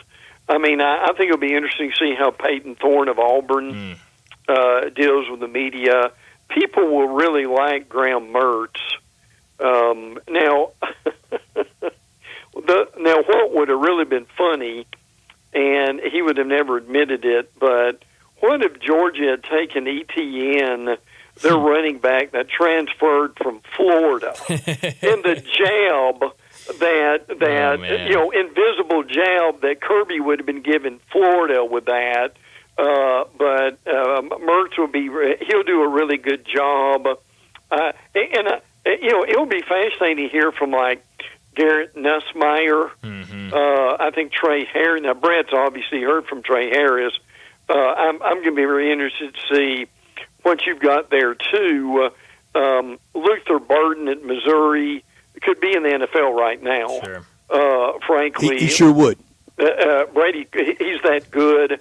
Brady Cook will be interesting. I think everybody wants to hear from Jackson Arnold and what he might be able to do Again, we mentioned Nico not coming. Quinn Ewers would be there. No quarterback for A&M. That's kind of up in the air. Also, so it's a fascinating group all the way around. But listen, and these coaches hold their breath. Brent and I've seen this over the years. Somebody invariably, right before it starts, like Thursday, Friday, or even Saturday night, they get in trouble with the law when they were virtually had one foot on the team plane in order to go to town. Better than that, maybe the best ever, Brent, was when Johnny Manziel, now the Manning Passing Academy now is not the week before media days like it used to be, but he gets booted at Manning Passing Academy and then shows up at the Winfrey. Yeah. Oh, yeah, absolutely. Probably very proud of it, too. He sure didn't seem meek about it, did he? Oh, no, not at all. Just another notch in old Johnny's belt, wasn't it? Well, and listen, into Brian's question as far as the coaches, I mean, you've got several coaches on the hot seat who are trying to dodge questions. Sure. Frankly, from Clark Lee, which I don't think you can get rid of Clark Lee when you're refurbishing everything. And why would you? It would be useless. And then you've got Billy Napier and Sam Pittman, who are going to get the majority of questions along that line. And listen, Brett, help me on this. I know they had some early success, and I may be wrong about this. And I'm not saying he even needs to be fired, but I'm just saying South Carolina needs something, don't they? They've got to have something positive go on. I just don't think that the last thing they need is a stereotypical 6-6 or 5-7, and they've got to start showing some progress. Well, that 6-6, if it included wrecking Clemson's year, true, that would do it. Yeah, I agree with that. And but again, it feels like it's flattened out on Shane Beamer as it has on so many, and it again highlights the job that Steve Spurrier did there. Well, and the other thing with this too is we've talked to 521 Eastern, and we haven't even mentioned Kalen DeBoer's name yet. No, and he's just 0-0. That's it. He hasn't played a game yet. Yeah. But I don't know how it couldn't be identified as just a home run hire. Oh, I agree. I agree. Never mind. If you were just replacing Ray Perkins, this has been a good start. well, in many ways. But look, and you guys are probably like me. I mean, in talking to the Alabama media, they're very pleased. And look, Kalen DeBoer's done a lot of good things. And one of the best things he's done is, and I'm not being disparaging against Nick Saban. He just we did won't things allow differently. But DeBoer has went out of his way to at least try to attempt to create a relationship with media and with fans. To acknowledge the media exists. Yes, that they have not had. That's all great till that first loss. Well, of course it will be. Yeah, absolutely. So those, and look, it'll be interesting. We mentioned Mississippi State. Jeff Lebby's going to be interesting. I think Jeff Lebby's going to be a pretty good football coach, frankly. I know he is. And a fun-loving guy that will do well in the big room and work in Radio Row. Jeff Lebby's a really good guy. I think he's the last one there, and unfortunately, most of them are going to be gone. But I think Mike Elko. By golly, I won't be, will I, Bryant? No, you'll be there. We'll ride it out to 6 o'clock on Thursday. I like Elko, and and frankly, I think they're going to be pretty pleased with Elko in what he does. He'll certainly be a little more cooperative than than the guy he succeeded. Would you say that would be possible? I want both of y'all swing at this. Bigger story: OU Texas coming in or Nick Saban going out? Oh, geez. Well, I think it depends on OU and Texas were coming in whether he was there or not. Yeah. There's no doubt about that. Look, now we've had some time to digest that and kind of get used to it. I still don't believe it.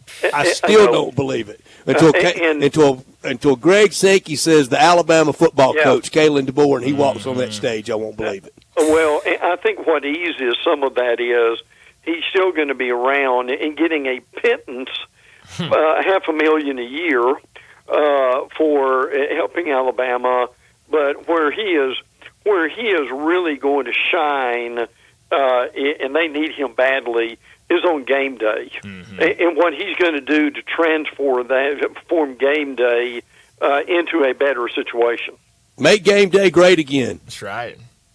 Yeah, He's the man to do it, I guess. But it's going to be fun next week with SEC Media Days. Brandon, sorry, we're going to miss you, Brent. Yeah, no. Well, listen, I appreciate that, and I'm very transparent when I discuss things. But the mother of my children died of cancer last week, and we are honoring her and burying her and taking care of daughters and granddaughter and a granddaughter.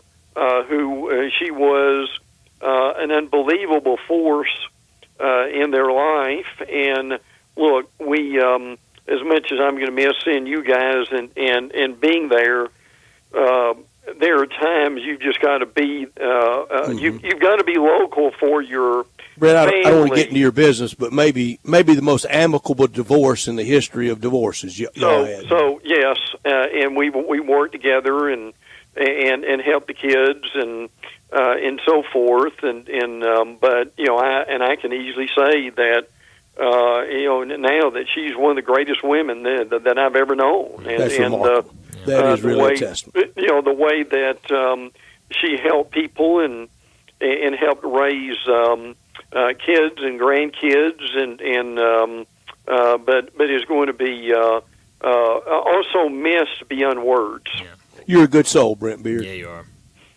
Thanks much. Thank you, brother. Thanks, Brent. We'll miss you next week. Yeah. Thank you so much, Brent. Our friend Brent Beard with us from Jacksonville, and I think people that listen, I have so many respond. Sure. Just what a nice sounding man. Oh, what you hear is what you see and what you get. That's right. There's just not a lot of people that speak of exes. Oh, wives are our husbands. Oh, yeah. With the regard that he does. I just got a text from a good friend of the show that says, "What a class act!" Yeah. About him, and it is, and he's going to miss next week. He said this one, and maybe in '91, and then he counted COVID. I said, "COVID doesn't count. Everybody missed. COVID doesn't count. You can't count COVID in there. Everybody missed COVID." Yeah, no, but definitely a great guy, and obviously, understandably, not going to be there next year. But we're definitely going to miss him at SEC Media Days next week. But let's go ahead and get to a break. When we come back, we had a good slate of Major League Baseball games last night, and even better slate later tonight. So we'll talk some baseball on the other side. That's next on Sports Time. Broadcasting from the Family Leisure Studio, we are Sports 56 and 98.5 FM. There are many real estate companies out there, but then there's Banyan Tree Realtors on the Cottonville Town Square.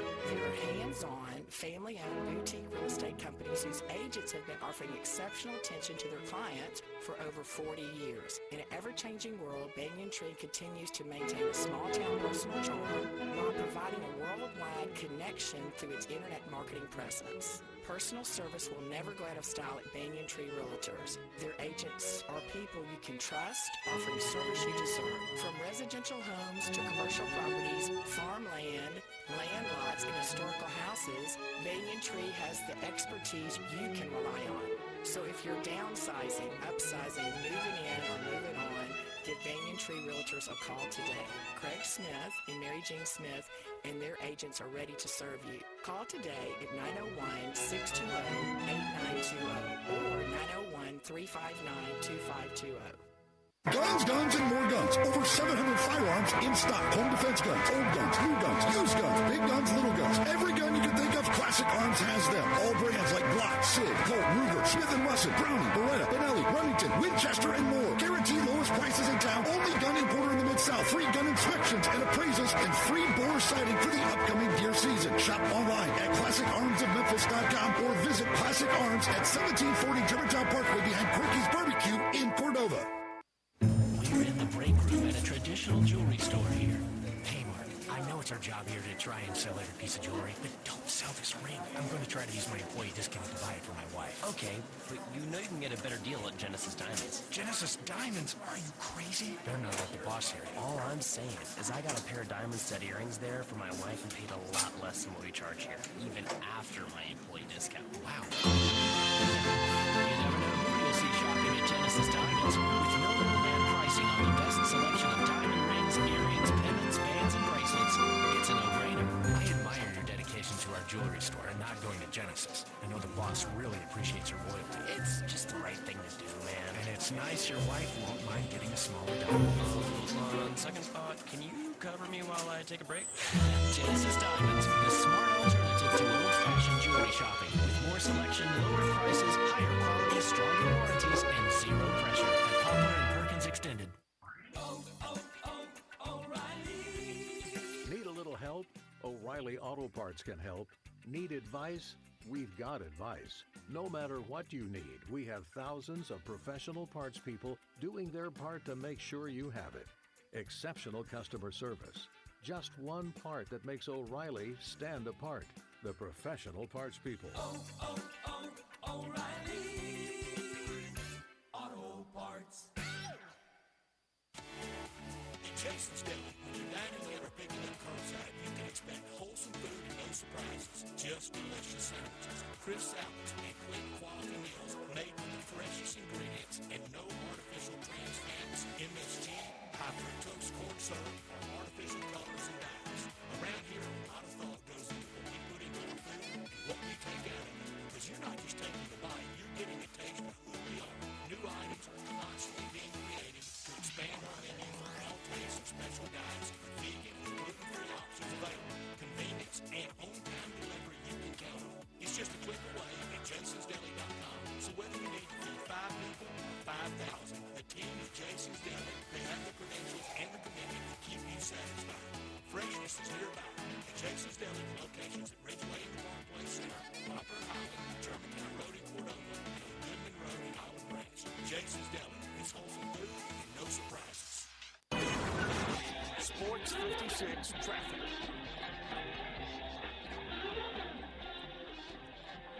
As it starts to pick up just a bit here in the last few minutes in the Midtown area. 240 southbound here at South Parkway. Still looks pretty good, actually, as you head down 55 south of Memphis on into South Haven, down into DeSoto County.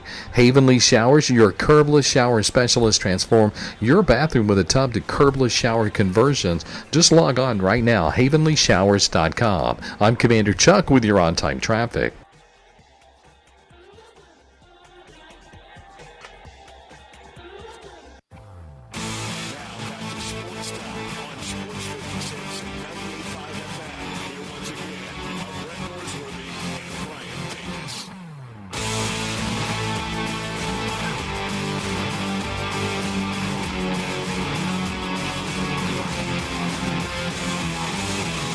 Welcome back into Sports Time. Bryant and Brett with you in our Family Leisure Studios, and we got to talk some Major League Baseball. A lot of rain across the country. We've had some rain here today, and because of that, St. Louis Cardinals, their first game against the Royals has been postponed tonight. So no Cardinals tonight after they've been playing some good baseball lately. They got the win yesterday afternoon against the Nationals to finish off that series and trying to get this quick 2-game series in with the Royals. So no Cardinals tonight, but still a good slate of games later tonight in Major League Baseball. So doubleheader tomorrow for the Cardinals, then day off Thursday. Single game Friday against the Cubbies, doubleheader Saturday how about that? Against the Cubbies, and then the game on Sunday. and they will all be limping into the break. Oh, yeah. It's a lot of baseball, especially with today's game being postponed to a doubleheader tomorrow. So, at least you got that day off on Thursday, and I think, I know there was some conversations this morning between the teams of kind of when they would make it up. I know the idea was floated out there of playing it Thursday, kind of a, early game on Thursday, but, with how busy this weekend's going to be for the Cardinals, I think you wanted to get the full day off on Thursday before having to play the Cubs. So, yeah, I like the idea of a doubleheader tomorrow, but you're right. It's going to be a lot of baseball. Yeah, get as much in now and rest next week. Yeah, and you'll get a lot of rest, and only one guy in the All-Star game for you, so everybody else resting up for that home stretch of the season. Max number of pitches Helsley will throw next Tuesday night. 10. In the game. Max. And I think that's like worst case scenario. Yeah. If he throws 10 pitches. Batters faced. That's right. 3? Yes, I think so. Just go out there. Might not be that. It might not. It really might not. And so, just go out there, see a couple batters, get that appearance in the All-Star game, and that's that. And mention Cardinals-Cubs this weekend, and then the All-Star game, and out of the break, Cardinals in Atlanta. Yeah, and that'll be interesting. I mean, you look at both those teams, and Atlanta is. It's been a roller coaster of a season, obviously, with the injury to Ronald Acuna, and it's how good they are. It is to have all these injuries. I mean, Spencer Strider out, Acuna out. It's a list of guys, and early in the season, a lot of pitchers down, but 50 and 39 right now, and playing good baseball. But right now, St. Louis right there behind them, 48 and 42. So that'll be a fun series to watch right out of the break. Yeah, one of those two teams will be. The 4 seed will be wild card number 1, and that means hosting 2 out of 3. Yeah.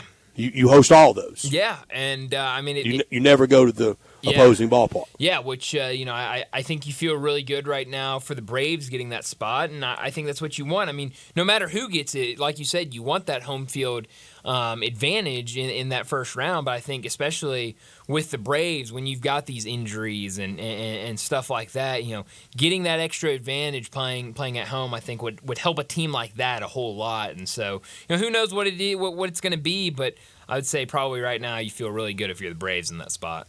I scotched this next question around just so much was expected of them. Sure. Have we forgotten a little bit about the Dodgers?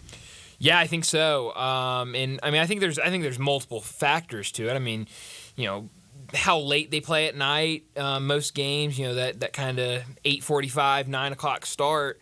Not many people are going to stay up and watch them on the West Coast. But now we knew that was the time they were playing those games. Sure. Oh, absolutely. When we got the schedule a year ago. Absolutely. And so I think, that's a small part of it. But before Shohei ever signed with them, he knew what time they were playing. Sure. And that's I think that leads into the biggest part of it is, I don't think this team has met the crazy outrageous expectations that were set. We expected 100 wins by now, didn't we? Sure. I mean, everyone thought that it was going to be the Dodgers and then a whole lot of space and then the next team in all of baseball. They only have 3 less wins than the Phillies. Yeah. And but you're right. I think we've forgotten about them because of it hasn't been the can't miss every single day. You're talking about the crazy thing that a Dodger did in their game. It's just been kind of a normal season for them. Now, I mean, still incredible. And this series this week, Dodgers and Phillies, you just mentioned those two teams. It's going to be fun to watch. But you're right. I think some people have forgotten about the Dodgers a little bit. The Dodgers have the West more secure than the Phillies have the East, don't they? Yeah, no, definitely. I mean, Atlanta's chance to get hot and the wrong injury hit the Phillies is probably more likely than the Padres catching the Dodgers. No, you're absolutely right. I don't think anybody is having conversations about, oh man, what if the Padres get hot and make a run for it. But I think with what Atlanta's done these last couple of years, I think that's always on the table. I mean, everyone was trying to talk goodwill when Ronald Acuna went down and said, well, it was a great year the last time Ronald Acuna had a season-ending injury. And so, I think this team has shown that they have enough guys that there's always that chance they could get hot and make something happen. But I don't think you say the same thing about the Padres. Who's the most dominant of the two leagues? I think it's the NL. I think so. I think I'd take the NL over the AL. I think I would take AL for this reason. Interesting. You get all the way down to Houston. They're just now kind of setting the pace a little bit. Sure, yeah. And Houston's playing a whole lot better. And, right now, 2 games back of Seattle, and Seattle has their own issues.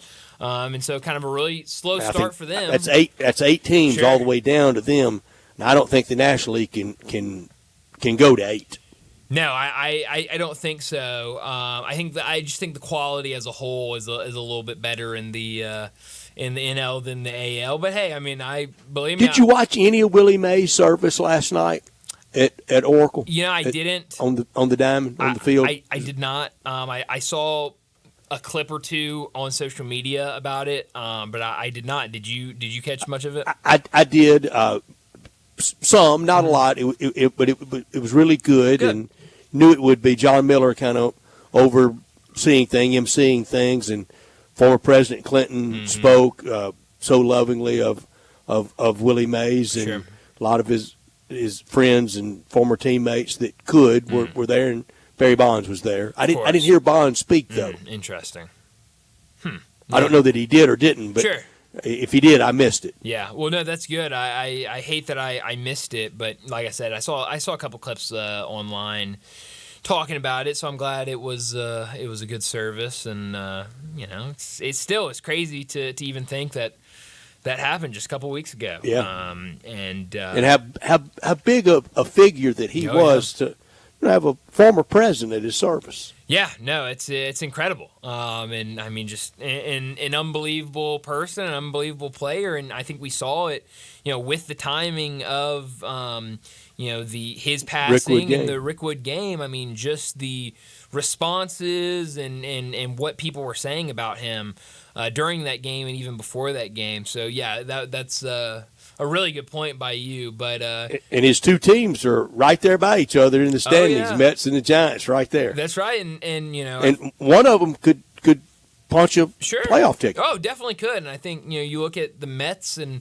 I think it would be the Mets of those 2, don't you? I think if I had to bet on one of them, I would say the Mets, but this San Francisco team is not bad. I mean, it's kind of the same thing I said about them last year. Is kind of what you say about the Nationals the other day. Is I don't know how many people can name that lineup for the Giants, but you watch them play, and it's not a terrible group out there. So I wouldn't be surprised if they got hot and kind of went on a stretch. They're kind of like what we saw the Mets do over these last couple of weeks. But that's going to be one of the national reactions to Tuesday night of who are a lot of these guys. Oh, yeah, and we talked about that yesterday, just kind of all of these first-year, second-year guys, making these appearances in the All-Star game. It's going to be a lot of, casual fans that are just tuning in and saying, who's this guy? And I didn't even know this guy played for one of the most familiar names on the Giants is Yastrzemski, but it ain't Yaz. No, it's not that one. No, it's it's his son. So I mean, it's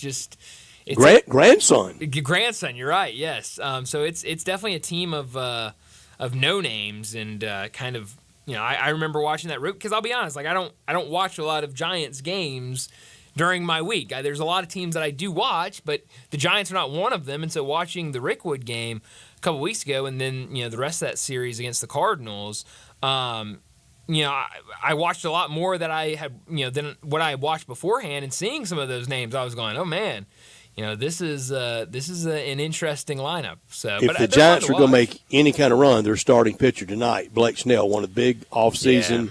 Yeah, everybody wanted him. ERA right now 9.5. Yeah, no, I mean he's it's been a weird season for him, and I think if you can get something from him, if you can get him going, 9.51. That looks like platform diving judging.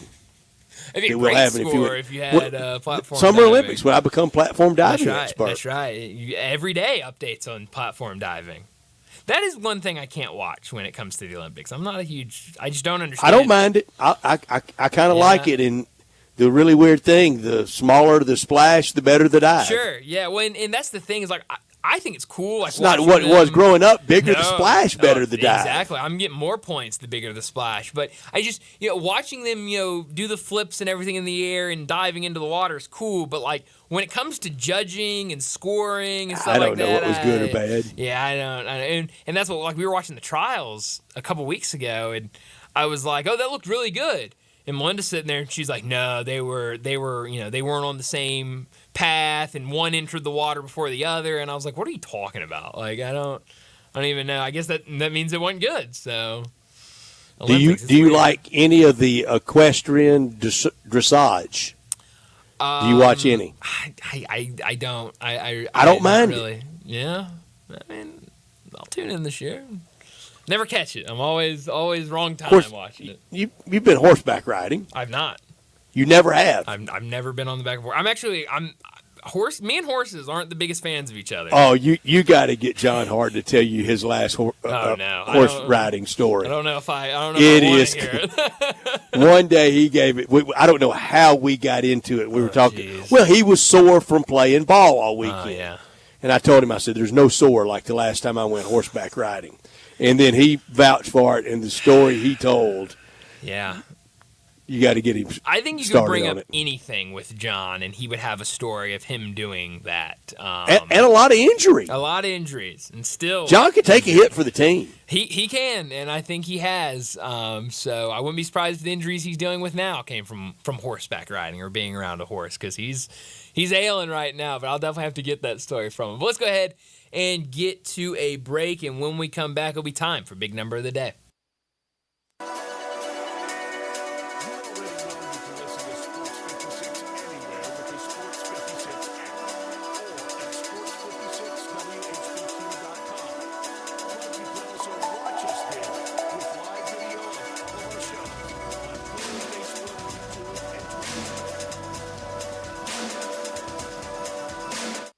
Make your next grill your last with a Big Green Egg. Smoke, bake, roast, sear, and grill, all with a lifetime warranty. Save money on fuel, eating out, and replacing expensive grills that cannot match the flavor of the Big Green Egg. Ready to cook in only 10 to 15 minutes with temperatures below 200, above 700, and anywhere in between with ease. Change your at-home cooking experience for life. Go to shop.biggreenegg.com. This is the story of the one. As a maintenance engineer, he hears things differently. To the untrained ear, everything on a shop floor might sound fine, but he can hear gears grinding and a belt slipping. So he steps in to fix the problem at hand before it gets out of hand. And he knows Granger's got the right product he needs to get the job done, which is music to his ears.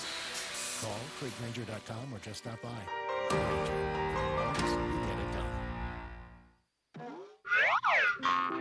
Something amazing is happening in animation. Studios are processing data faster.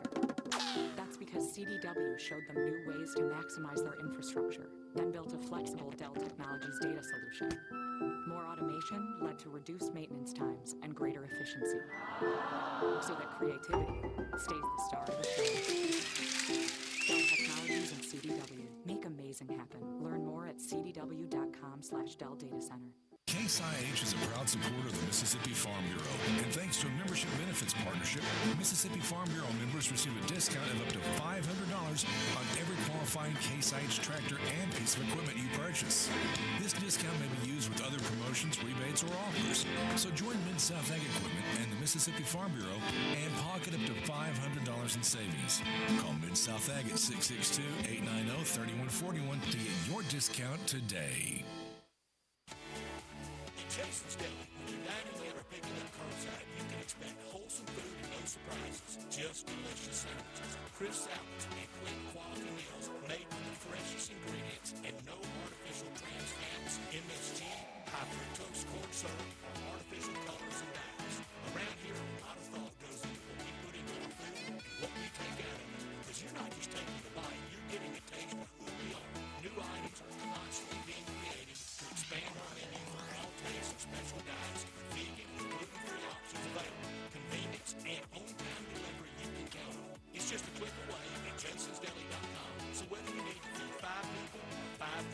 The team is Jason's Deli. They have the credentials and the commitment to keep you satisfied. Freshness is here about at Jason's Deli, locations at Ridgeway and Park Place Center, Upper Highland, Germantown Road in Cordova, and Goodman Road in Highland Ranch. Jason's Deli is wholesome food and no surprises. Admit it. When you start thinking about tastes of Memphis, you think treats, sweets. You think Dinstall's. For 122 years now. What is that, 5 generations? When people wanted something to bring to a party that will just make everybody happy, they bring out Dinstall's. 122 years of cashew crunch, of heavenly hash, of turtlettes, of their award-winning fudge. That's worldwide. It's known that well. Then there's the milk chocolate. It all starts there. There's the double-dip peanuts. And then every fall, those famous chocolate-covered strawberries with that fondant. And they won't tell you what's in the fondant, but it makes it oh so special. And easy to get to. 5 locations. There's where they make the candies in Pleasant View. There's Germantown. There's Collierville. There's even one downtown. And in my neck of the woods in Laurelwood. You know what? 122 years made in Memphis and enjoyed by the whole world. Dinstall's. Do you know one of the best things you can do for your employees or family's health? Provide Arctic Clear bottled water. Arctic Clear bottled water is your locally owned and operated bottled water provider. Arctic Clear is 100% natural spring water with free delivery and setup, dependable service, and no long-term contracts. What an easy choice. Call Jeff Manus today at 01-382-2363 or visit arctic-clear.com. Arctic Clear bottled water. Call now 382-2363. That's 382-2363. Now back to Sports Time on Sports 56 and 98.5 FM. Here once again are Brett Norsworthy and Brian Davis.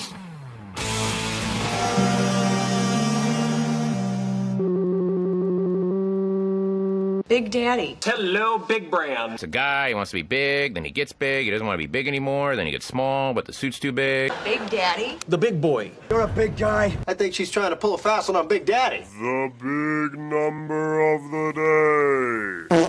Well, Brett, my big number today is the number 400. It is a Major League Baseball big number, and it has to do with Bobby Witt Jr., the Royals shortstop. He is the only player in MLB history to record at least 60 home runs, 100 stolen bases, and 25 triples within his first 400 career games. That's incredible. That is. He's not going to hit 400, but that's a good 400 number. That's right. For sure. Nobody's ever hitting 400 again. No. Not with these pitchers. No. Not with any pitchers. It's just way too good to be doing that. It's going to be fun to see what the final batting champion batting averages are this year. Oh, no, you're right. I mean, you're going to clear 300 easy. Yeah. But I don't know if you can clear 320 easy. No, I mean I think that's gonna be tough. I mean, we always talk about how dominant the pitching is, and I'm seeing more and more people kind of talk about it. And we talked about the totals, and you look everywhere, and just totals sitting at 7.5, 7, 8.5, and so I mean, batting is definitely down. I mean, looking right now, 9, 8.5, 9, 7.5. We do have a 10.5, but 8.5, 8.5, 8. I mean, everything's sitting around that somewhere between 7.5 and 8.5 range is what it really feels like. And you get the 1-0, 2-0s often. Yeah, well, I'm still scrolling through this. I finally got through. Had a 1-0 yesterday. You sure did. I mean, the amount of 7.5s on here is really surprising. I mean, 3 7.5 lines today in Major League Baseball. It's kind of hard to believe. Yeah, and it'll be close. I wouldn't recommend it. That's a heck of a way to try to make money. My big number is 20. Brent Beard was all around this talking about Big 12 football coaches. Mine is 20. It's the 20th year for Mike Gundy at his alma mater, Oklahoma State. That makes him, with Kyle Whittingham, the second longest tenured coaches in FBS. With Kirk Ferentz leads everybody, and Mike Gundy is also 12-6 in bowl games.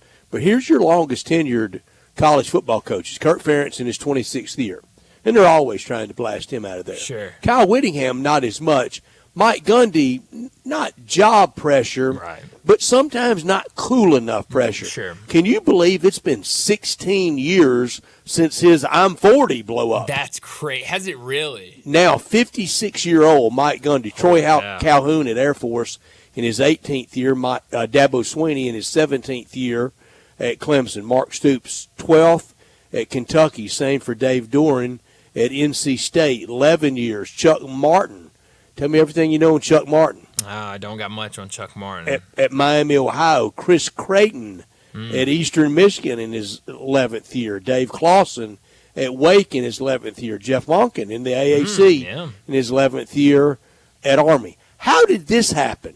James Franklin in his 11th year at Penn State. Jeez, James Franklin has been at Penn State. It doesn't feel that long, I tell you that.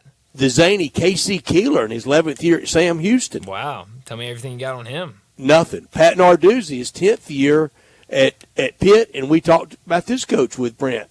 Matt Campbell entering year 9 at Iowa State. And we've had him out of there from every job from Michigan to Ohio State. Yeah, I mean, that one might be the hardest one to believe, like you said, because of it felt like for a long time there, every single offseason it was, this has got to be the year. This has got to be the year he takes one of these big-time jobs, and something's going to come open. He's going to make a run for it, and he hasn't, and has done a good job at Iowa State, and so I would say that's probably the most surprising. Chris Kleinman, 6th year at Kansas State. We talked about him earlier. Neil Brown. Nobody gave Neil Brown a chance to make it to this year, this time last year. Not at all. And here's one. On the day he was hired, how many people would have bet Lane Kiffin would be starting year 5 at Ole Miss? Well, that's another good one. Probably not many, but here he is. And same as Mike Norvell at FSU. Yeah. So, Mike Norvell and Lane Kiffin at Ole Miss and FSU the same number of years. Crazy. And, I remember it, got a little dicey early for Mike Norvell at Florida State. And started rough. Started very rough. And but now definitely has that program rolling. And Ryan Seafield, 5th year. Yeah, it's hard to believe. Time but flies. 20 for Mike Gundy. Crazy. And played there. I mean, he's Mr. Oklahoma State. No, he absolutely is. He's their Bear Bryant. Mm-hmm. Yep. And, it looks like they're going to have a good team this year. And I know seems like everybody you talk to about Big 12, it's either Utah or Oklahoma State for champion of that conference. So we'll see. Obviously, Ollie Gordon back there, I think he puts you in a good position for most every game you play when he's running the ball. But let's go ahead and wrap up this hour and get to a break. And when we come back, we got to talk the NFL with Bo Marchant. We've also got to get to our rankings, AFC South quarterbacks and head coaches. We'll do that next with Bo.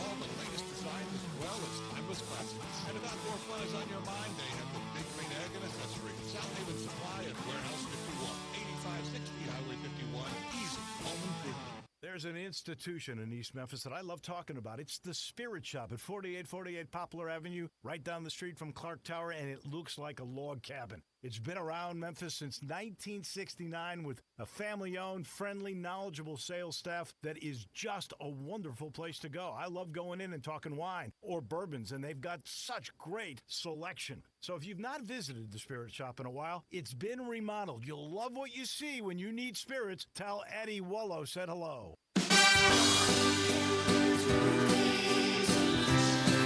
If you have damage to your home and have your insurance carrier involved, you need a great contractor. You also need a team that has seen claims of all shapes and sizes, residential or commercial. After our inspection, we'll share our findings and give you our professional opinion. Some people say you get what you pay for.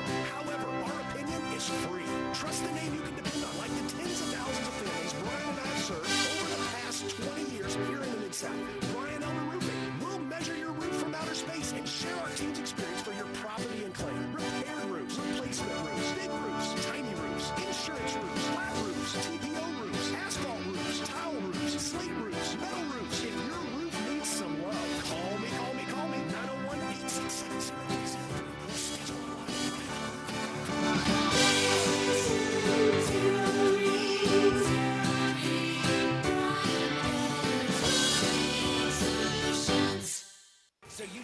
your house? I have the solution. Call 901-406-1101. That's 901-406-1101. Call my buddy Bill and I buy houses. Any house, any area, as is. It's literally as simple as that. Just pick up your phone. Call 901-406-1101. That's 901-406-1101. Call my buddy Bill and I buy houses. Guaranteed to close in 5 days. If you need to sell your house fast, call Bill at 901-406-1101. That's Bill at I Buy Houses.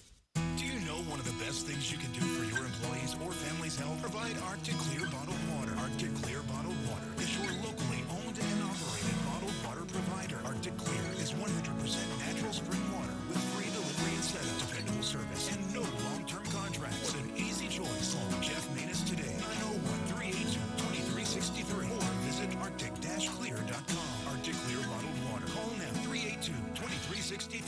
That's 382-2363. Admit it. When you start thinking about tastes of Memphis, you think treats, sweets. You think Dinstall's. For 122 years now. What is that, 5 generations? When people wanted something to bring to a party that will just make everybody happy, they bring out Dinstall's. 122 years of cashew crunch, of heavenly hash, of turtlettes, of their award-winning fudge. That's worldwide. It's known that well. Then there's the milk chocolate. It all starts there. There's the double-dip peanuts. And then every fall, those famous chocolate-covered strawberries with that fondant. And they won't tell you what's in the fondant, but it makes it oh so special. And easy to get to. 5 locations. There's where they make the candies in Pleasant View. There's Germantown. There's Collierville. There's even one downtown and in my neck of the woods in Laurelwood. You know what? 122 years made in Memphis and enjoyed by the whole world. Dinstall's. Upgrade your commute at Acura of Memphis. Seize the thrill and test drive one of our award-winning models, each packed with cutting-edge technology, luxurious amenities, and a driving experience that's sure to awaken your inner self. Driving shouldn't be a chore, it should be an adventure. Advance your drive today. Shop our aggressive lease and finance options now. Luxury is waiting at Acura Memphis, or shop online 24/7. Visit AcuraofMemphis.com. This Sports 56 traffic report is brought to you by Luttrell Belting. They keep you moving. Sports 56 traffic. Good afternoon. I'm looking at a crash over here. It's got traffic slow go 40 westbound at that 240 flyover. Right before you get to Sam Cooper, I guess you almost got traffic backed up to Sycamore View Road on 40 going westbound. As you approach that flyover, 40 west out there in Fayette County is just crawling. Not sure if that's weather related with some thunderstorms, rain showers moving through that area, or there's just been a wreck on 40 westbound. It should be around the 28-mile marker there inside Fayette County. Weimer's Jewelry, 7525 Highway 64 is your full-service, family-owned jewelry store here in Memphis. I'm Commander Chuck with your on-time traffic.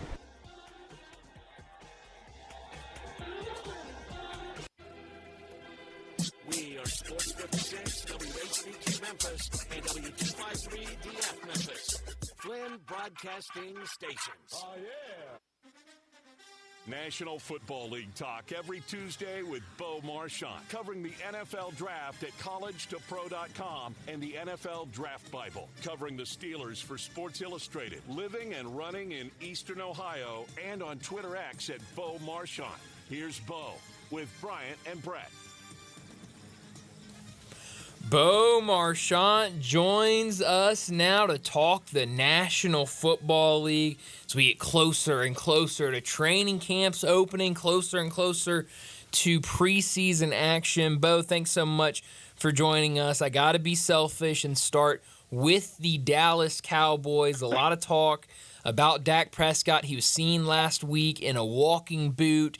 He says there's nothing to be concerned about. The reports from Dallas say there's nothing to be concerned about. But there was a Cowboys reporter that tweeted out saying, hey, nothing to worry about with his ankle, but then kind of threw in at the end of his tweet that there's a good chance he probably plays this season without a new contract. What do you make of, one, the ankle injury, and two, still kind of talking about him and what to make of his contract? Yeah, well, I mean, the contract, I think he should be fine. We really don't know what's wrong, but nonetheless, I don't think there's anything to overly concern ourselves with in terms of his health. I do think when you look at the Cowboys, they have all year to sign these guys. I mean, I think off the top of my head, Grant Delpit, the Brown safety, signed an extension in December of last season. So, who knows when these things could happen. The mindset is to get it all done now, so there's none of, we can move forward on the topic, and because this isn't going to go away for Dak or CD or Micah, the contract talks, and they could be disgruntled, and who knows? I doubt it happens, but maybe they extend holdouts into the season where they maybe miss time. I don't think that's going to happen either. I think these guys want paid, so.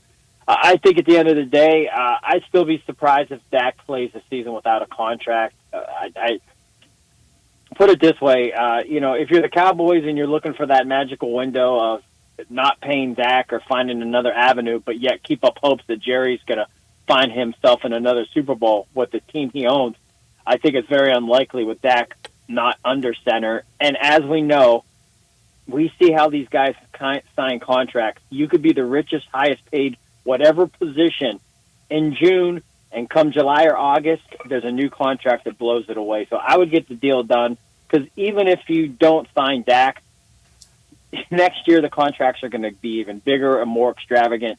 Quarterbacks are going to get paid even more. So, the money, we've joked around about it for a couple weeks, but if you want to live in a nice neighborhood, you want to have a nice house, in terms of quarterbacks, you're going to have to pay top dollar. And that's just the way it is. Yeah. I think they still end up doing. And the big thing about this, guys, is them signing Dak and moving money around can give them more room on the cap to do other things. So I don't really think they're strapped in terms of, if they, sign Dak, what are they going to do? You need Dak to be a winning football team, and then you can adjust the money, put it into the bonuses and all that stuff. And as we know, being involved with the numbers and these agents and the salary caps and what GMs do, you need a calculus degree in something that Albert Einstein would understand. So it's another level. Because we see it all the time. This team's $68 million over the cap. They can work. Sign a guy.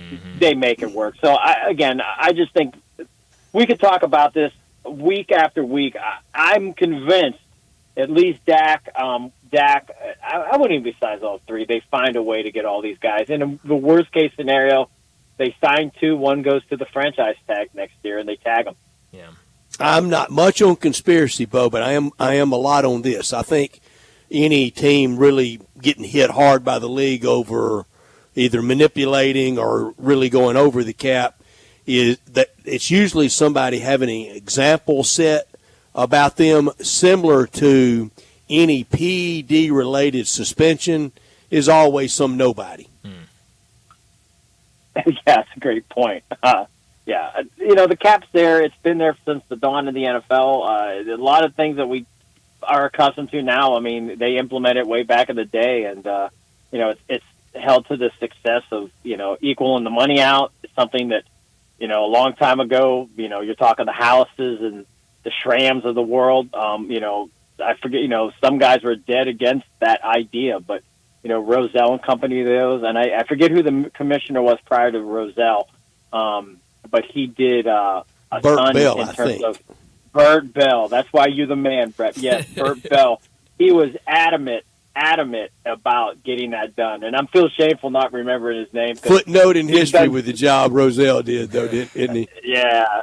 But Burt Bell, I mean, his thinking long term, some of the things he implemented way before Pete Rozelle was even on the screen, the blip of what we know now. Burt Bell was really the architect for a lot of the success that the NFL is currently under, and the most dominant sport in America.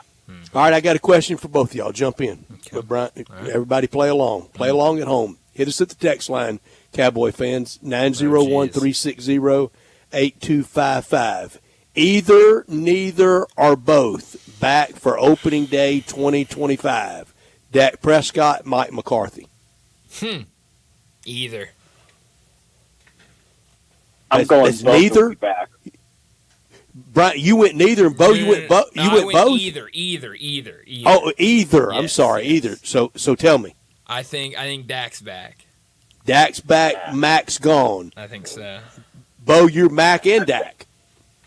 I think they're both back. All right, then I got to throw deep. Then I'm gonna go both gone. Mac man. and Dak both gone. Wouldn't that be something? But now, Brian, you're a Cowboys fan, and that sounds fun and dandy because you're frustrated with this.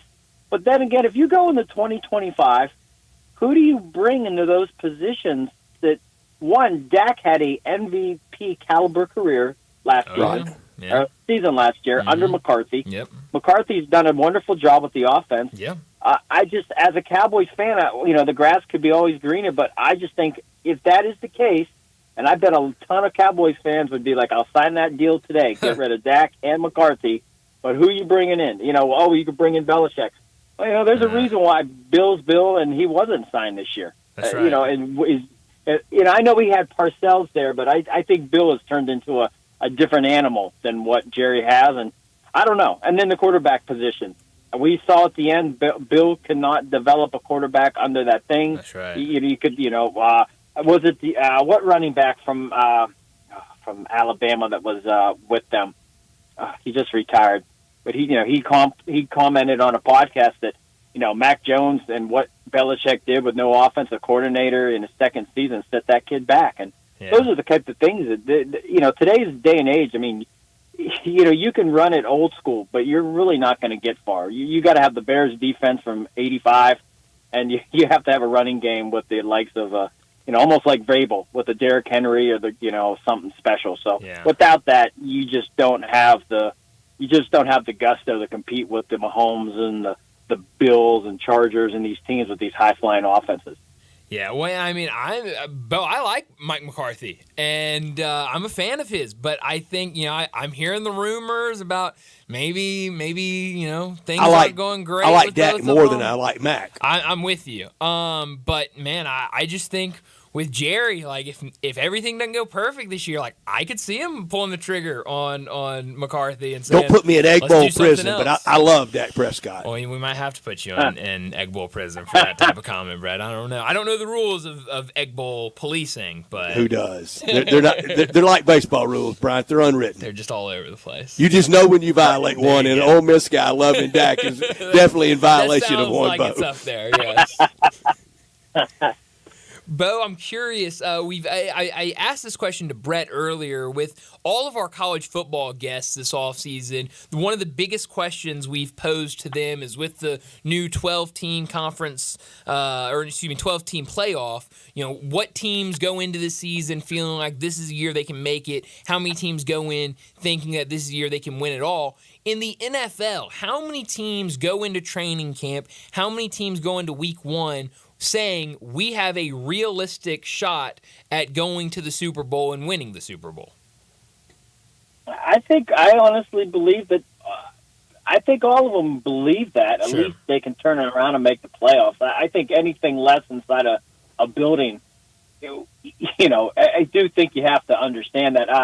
I remember, I forget the coach at the time, but I went up to a Kent State interview, and they were going down to play Alabama, and I asked the coach, I said, do you really think you're going to win it? I tried to say it in the most honest, not aggressive way as, you're playing Alabama, and this, you're Kent State. It's really unlikely. And I said, do you really believe that you can compete? And he just said, yes. He goes, absolutely. Or, there's no other way to compete unless you feel you're going to compete. So I do think all 32 teams believe they have a chance. And how far that belief may go, probably differs. I'm sure the belief in Buffalo or San Francisco or Philadelphia, Houston now is a lot higher than it might have been last year because expectations. How could you go through all that sweat and all that off season to think, we're going 2-15? We might scratch 500 this year. But there's a point where reality does have to set in, and I would put a number.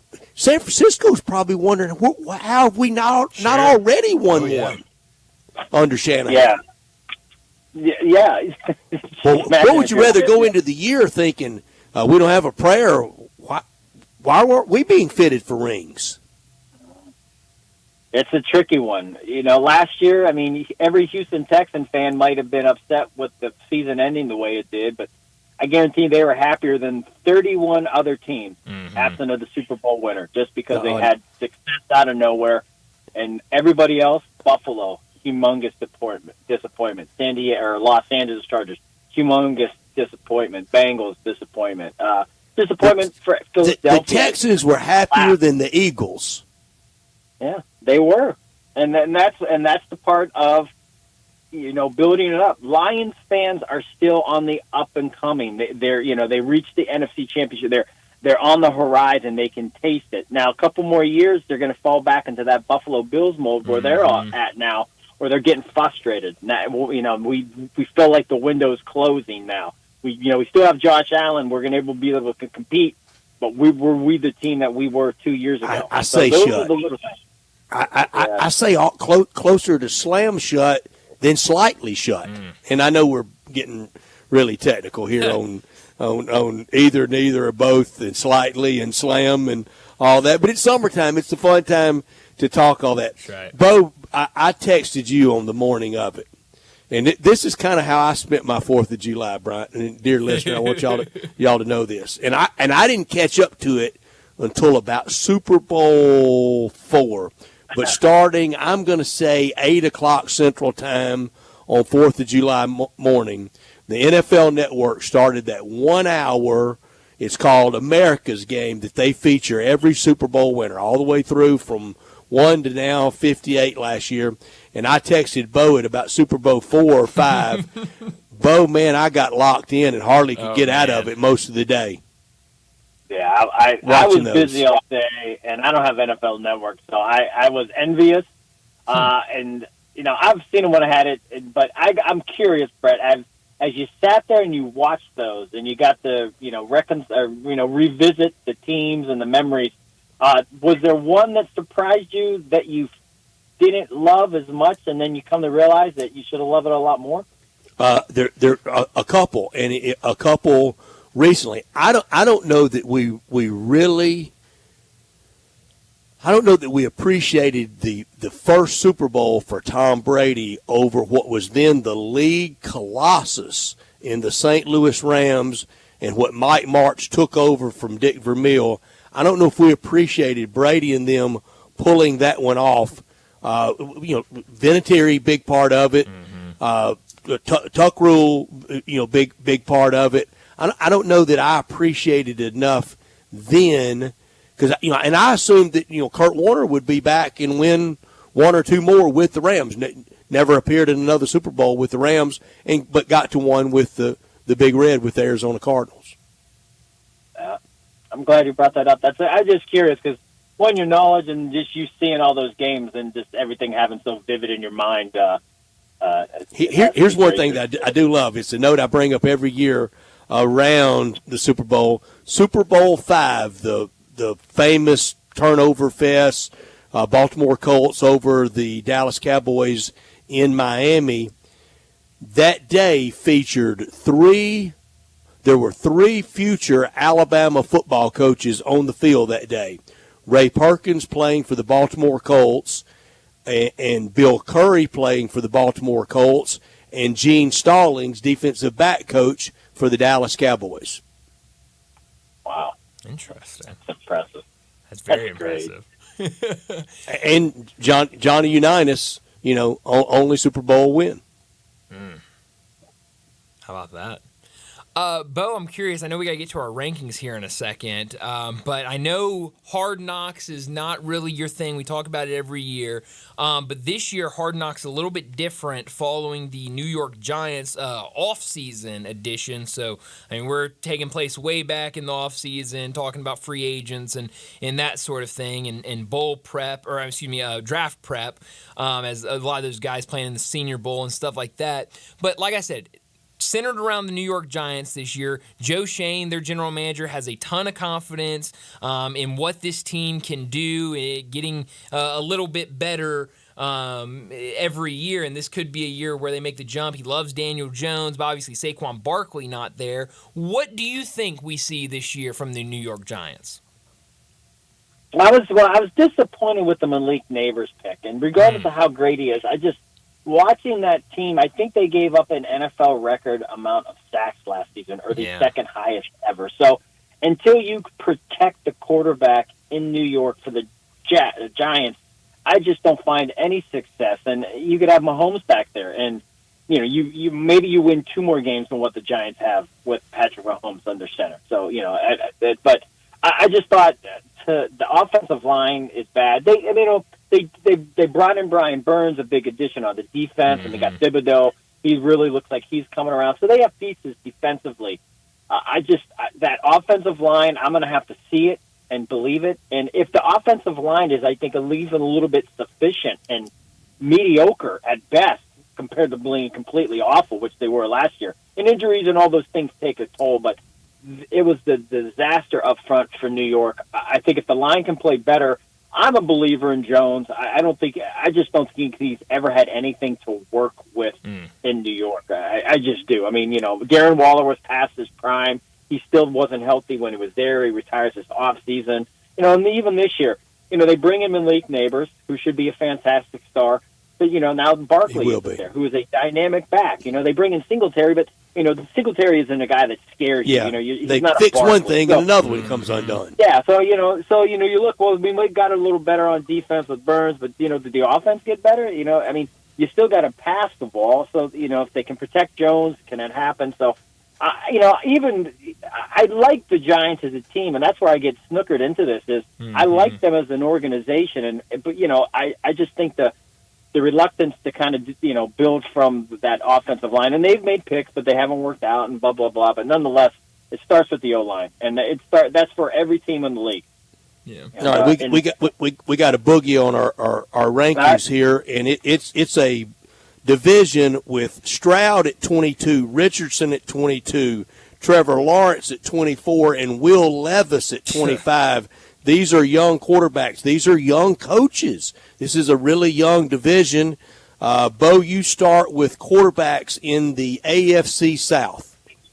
I'm going to go Stroud, Lawrence, Richardson, and Levis. That's exactly mine. It's copy and paste. Everybody, that was pretty simple. Why are we all? It was so easy for Richardson over Levis. Just what we saw a little bit of. Yeah, I think so. College Levis was better. Mm-hmm. Yeah, I had more doubts than anybody coming out about Anthony Richardson, and he proved me wrong in every dimension. So he went beyond my expectations. His shortcomings in terms of passing and completion and being able to recognize and get the ball out quickly. He proved a lot in a short amount of time. It's just durability was his curse last year, but his command, his physique, his mindset, his ability to win the room, those are things that can carry a football team. All right, Bo, lead us off with coaches. All right, this was a hard one, guys. This was a hard one. I'm only doing this because D'Amico Ryans won the division last year, so but I'm gonna have to put Ryans one. But Shane Steichen is like 1A for me. I think next year when I do it, if we do this next year, if I'm still around, I feel confident I'm going to have Shane Steichen. Where are you going? We're doing this next year. Where are you going, Bo? I mean, you trying to tell us something? I just don't want to get ahead of myself. I got you. And then Doug Peterson 3. I mean, he's 65, 66 in one lifetime. I know he won a Super Bowl. But it's just but it's a Super Bowl with the Eagles. I'm looking here now, and he didn't win a Super Bowl with the Steelers or the Cowboys. It was with the Eagles. It was the Eagles. And then Brian Callahan, new coach, so it's hard to, I can't say he's better than a guy that's already done it. Brian? Mine, a little different. I've got Doug Peterson, number 1. Super Bowl so winning. Ring mattered, huh? Yeah, absolutely. Well, he didn't do it with Jacksonville. That's a great point, Brett. I'm also the same guy that had Aaron Rodgers on my all-time Giants list. So, I mean, I don't After one throw. Before one throw. Well, I guess it was after one throw. So Doug Peterson, number 1 for me. D'Amico Ryans, 2. Shane Steichen, 3. And then for the same reason Bo said, Brian Callahan, number 4. Yeah, we're there on D'Amico Ryans. Everybody respects what he did and what we think he's going to do. 1, D'Amico Ryans for me. 2, Doug Peterson. That Super Bowl matters. What he's already done in Jacksonville.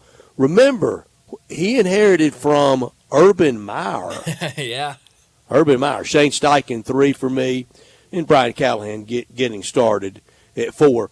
Bo, everybody loved Mike Vrabel. Why didn't anybody hire him? I think timing. I mean, and that's the only thing I can imagine, because you still you hear people at a lot of higher positions, and the way that they speak about Mike Vrabel, adoring. It's just adoring, and it's just a matter of time. And maybe he didn't feel. I know he interviewed and all these things, but maybe it just was something where he didn't feel 100%, and he figured, you know what? I mean, every year there's going to be 5 or 6 new coaches. So, relax, kind of take a step back and go into it. But who gets hired first next offseason, Mike Vrabel or his old coach Bill Belichick? I say Vrabel. I do too. I do say Mike Vrabel. Life looks pretty good on the internet, though, for Bill Belichick. Wow.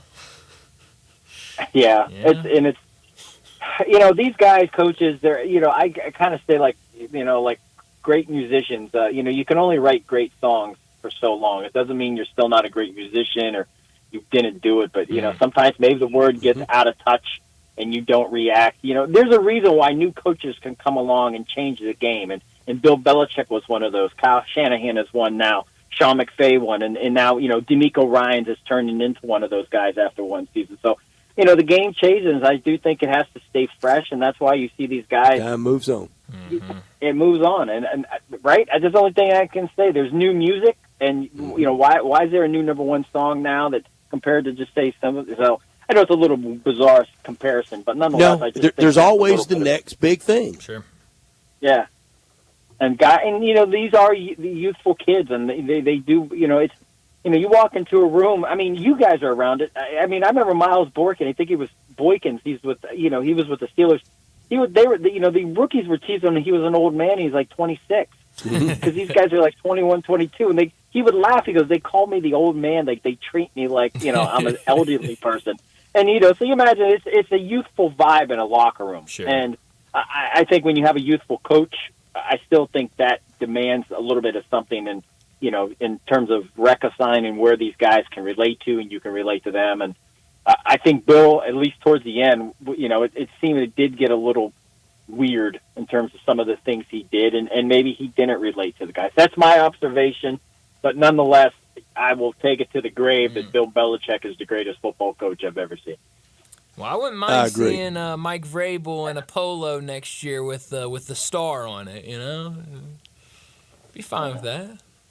I would have no problem with that. I think it would be a good move, even though Tim McCarthy's coming back. But I think that would be a good move. Sometimes I like to. I just think I know we're almost out of time, but Dallas is so close for Jerry to keep it together for one more year, but not be able to do anything, and just to go through the year with nobody's coming back. I think he just threw this year away. Yeah. I don't know. That's the way I kind of look at it. Nah, I'm kind of with you on that as well, Bo. But as always, thanks so much for joining us, and we'll talk to you again next week. Yep. Stay safe always, guys. Thanks, Bo. Thank you, Bo. Bo Marchant joining us like he does every week to talk the NFL. We also ranked the AFC South QBs and head coaches. But let's go ahead and get to a break, and when we come back, we'll talk about what's trending. Start your day with Sports 56 Mornings with Greg Gaston and Eli Savoy. Weekday mornings from 7 to 10, right here on Sports 56 and 98.5 FM. Getaway Sports Bar, the best kept secret in town. Open noon to 1:30 a.m. 7 days a week. Garden named the creators, SEC NFL Dream Bar over 20 years ago. You'll never miss a minute of action. 10 TVs, 5 70-inch TVs for all the big games. Come up on 6 pool tables. Coolest beer in town. Grab your cool stick and get you some good ball. Chicken tenders, daily happy hour running through 5 to 6 p.m. on May 625 Getaway Sports Bar, 4632 Winchester. One of the key things that separates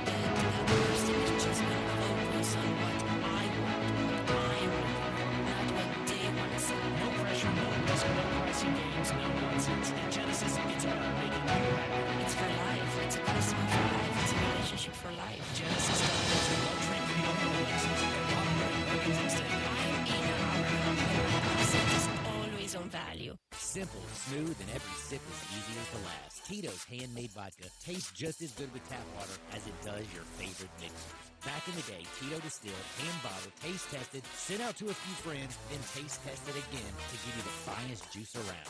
No frills, no flavors, no fancy labels, just the good stuff, just Tito's. For recipes, videos, and more, visit Tito'sVodka.com. Distilled and bottled in Austin, Texas. 40% alcohol by volume, namely 80 proof, crafted to be savored responsibly. Jenkins Floors and More invites you to their retail warehouse where they pass wholesale savings on to you. Jenkins Floors in Little Rock, Cleveland, Mississippi, and now open in Horn Lake at 2356 West Goodman Road. Specializing in flooring and carpeting, tile, plantation shutters, and blinds, Jenkins makes your life easy with a 2-week turnaround. Contractors, builders, or family projects, call 662-469-9350 for a free estimate. Owners Timmy and Rebecca Jenkins say hello to Sports 56 fans and look forward to your business. Sports 56 traffic. Good afternoon. I'm looking at this crash out here on 40 eastbound at Chambers Chapel. It's got it slow in both directions. Backed up westbound all the way into Fayette County. Trying to mop up this accident over here on 40 West, right at that 240 flyover. That almost backed up to Sycamore View Road just a few minutes ago, going westbound on I-40. Hey, Weimer's Jewelry, 7525 Highway 64 is your full-service family-owned jewelry store right here in Memphis. I'm Commander Chuck with your on-time traffic.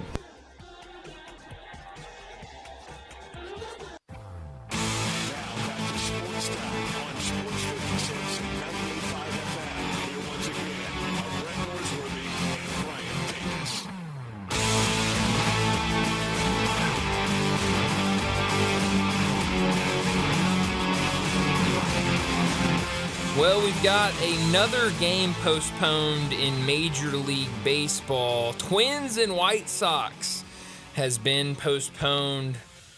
So, wow, how about that? Both the Dacus teams off tonight because Go of, away, remnants rain. of Burl. Yeah, really.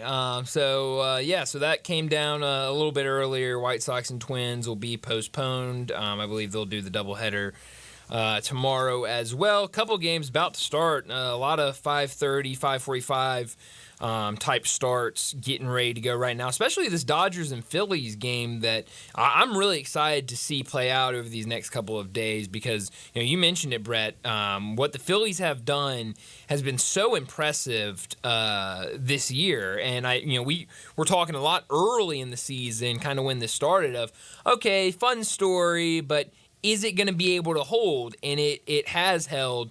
There's no holes. Oh, no, not at all. And, to see them go up against the team with the most hype around them in the Dodgers, this is going to be a really fun couple of games.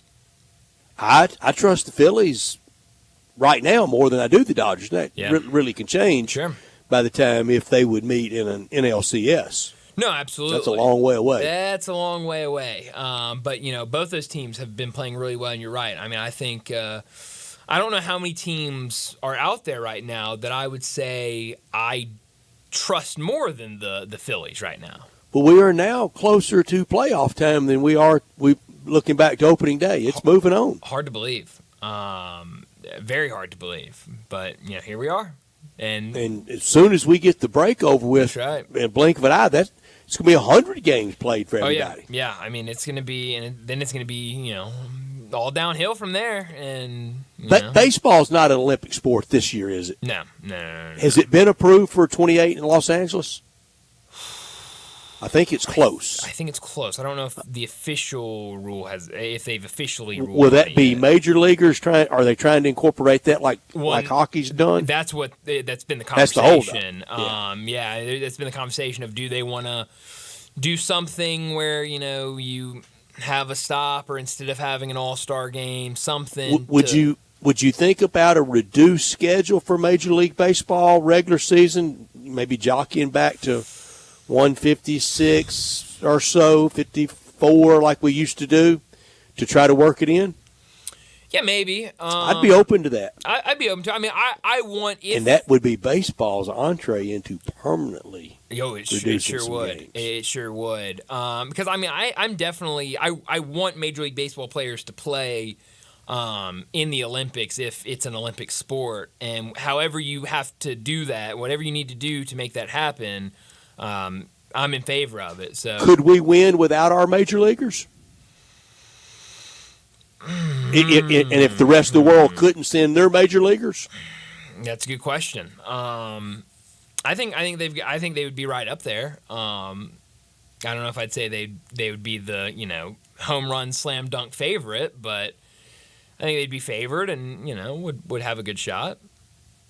I mean, I think you look at some of these other countries and Olympic baseball at Dodger Stadium and at Angel Stadium. That'd be really fun. Mm-hmm. But I mean, you talk about some of these prospects that you get from internationally and these other countries, and are really good players. So I think it'd be interesting. And another question is, if you didn't send major leaguers, would you send minor leaguers? I think that if you didn't want to change the Major League Baseball schedule, I think minor league baseball would be a lot easier to change. And it should be reduced. Yeah, and we talk about it every year when we get late in the season. We're saying, all right, why are we still playing minor league baseball games? Anything no after point. Labor Day is I'm sorry for minor league baseball, is a waste of time. Sure, and I wouldn't be, if it got to the point where it's just Major League Baseball players are not going to play in the Olympics, that would be my next thing. I would love to see them say minor leaguers go and maybe do top prospects, send them out there and maybe let those prospects, let those younger minor leaguers, get more in front of, on screen and in front of the public, because right now you just don't see that. I mean, there's so many times where a prospect gets called up and a lot of people are saying, all right, who's this guy? Let me go and search about this guy, because, it's minor league baseball. It's just, it doesn't have that appetite by anybody. It's the top prospects, and then everybody else kind of gets lost. Right, for a long time, the best off season of a sport, and was baseball. The hot stove league. Yeah. It enjoyed in baseball at that time, when it was was the number one sport in season. Sure. Not just because we have a team, and not just because it provides us a lot of content that, frankly, a lot of times of the year we would call slower time of the year. Sure. I think the NBA has surpassed it. Yeah. I mean, it's it may be the best. The NFL still great at off season. Sure. Doesn't it kind of parallel the best regular season has the best off season? Oh yeah, absolutely. And baseball did when it had hot stove and absolutely. Now. But NBA's really good. Yeah, no, NBA is they know what they're doing, and kind of, we talk about that a lot, of just how quick everything moves. I mean, you talk about NBA Finals, right when the NBA Finals are done, it's draft time, and then free agency is opening. Boom. I mean, Summer League. Yeah, one this after year the Olympics, other. and That's then right. schedule reveal. And that's right. And so we won't take off anytime. No, not at all. And so and second schedule reveal, we kind of digest that. It's about time to show up at camp. Yeah. So it's I'm with you. I really like what the NBA does with its off season. And speaking of the NBA, just anybody out there curious of what to expect tonight for the Grizzlies Summer League, Drew Hill from the Daily Memphian reporting, this is the tweet he just sent out about 7 minutes ago, will be a much different look for the Grizzlies tonight in Salt Lake City, I suspect. G.G. Jackson was in sweats while some guys warmed up. Edey wasn't out there, 3 games in 3 days. It is kind of to be expected. Cam Spencer and Jalen Wells were out there shooting. Somebody commented and asked about LaRavia and Pippen, and Drew Hill quote tweeted that and said, both did not warm up. So maybe seeing those second-round guys, but it looks like those standard contract guys, the two-way guys that played a lot last night, and obviously Zach Edey, those guys are not going to play tonight, and it's going to be deeper in that lineup, guys that we did not see last night, and then the second-round picks, I'm sure we'll get some time tonight as well. So Edey Mania takes a night off. Which when will we see him again? We were talking about this earlier. I think you can see a little bit of him tomorrow. I don't know if we're saying full out 30 minutes like we saw last night, but I think you see him tomorrow, and then everybody has Thursday off, and Friday everybody will be in Vegas, and the Grizzlies will be playing in Vegas on Friday. So you definitely want him to play on Friday and get a lot of minutes in front of everybody at the Vegas Summer League. So I think he'll play tomorrow and then probably Friday, but I just don't know how much we'll see him tomorrow, but definitely won't see him probably at all tonight. Connor, do you forgive us for forgetting about Brandon Clark's MVP performance in 2019? I do, but he also won the Summer League Championship MVP as well. Oh, so wait, so did he actually win Summer League MVP? He won both. Or did he? Okay, so it was He won both, yes. I didn't know if you were like, well, he won the championship MVP, and that's a total fail for us, isn't it, Brian? Well, I've done worse. Yeah, we have. I wonder where all those trophies are. Right by the Lakers in-season tournament. Gotta be. I mean, that's Brad. If the worst thing I do movie today ceremony is forget that they do a MVP for Summer League, I think I'm doing all right. Yeah, I'm already in Egg Bowl prison, so. Well, you know what? It felt like a cardinal sin when it came out of your mouth. The punishment for forgetting about Brandon Clark's MVP Summer League is no food for 2 days at Egg Bowl prison. Yeah, I think that's fair. That's the standard punishment. I mean, you're right. I mean, to say that maybe the greatest quarterback of all time at Mississippi State is that you love him. I don't think I said love. Okay. I really do like him, though. Well, I like watching him play there. I was glad when he was gone. I think a lot of people at Ole Miss were glad. I said that night at the Egg Bowl, I said, let me go help him pack. Yeah, no, I think a lot of people would have joined you in that. But tough competitor. Oh, absolutely, and it has been good with the Cowboys. And I certainly would not want to be in a situation where you're looking for a quarterback not named Dak Prescott, because I just don't know what the answer would be. But, man, I think it's going to be a really weird year if they don't get a contract to him right now. We mentioned earlier about almost always getting that break in rankings. And next week, I mean, I don't think we should really get too mad over 14, 15, and 16 about anybody, or 13, 14, 15, and 16, because that's kind of the group that Arkansas and Mississippi State's going to be in.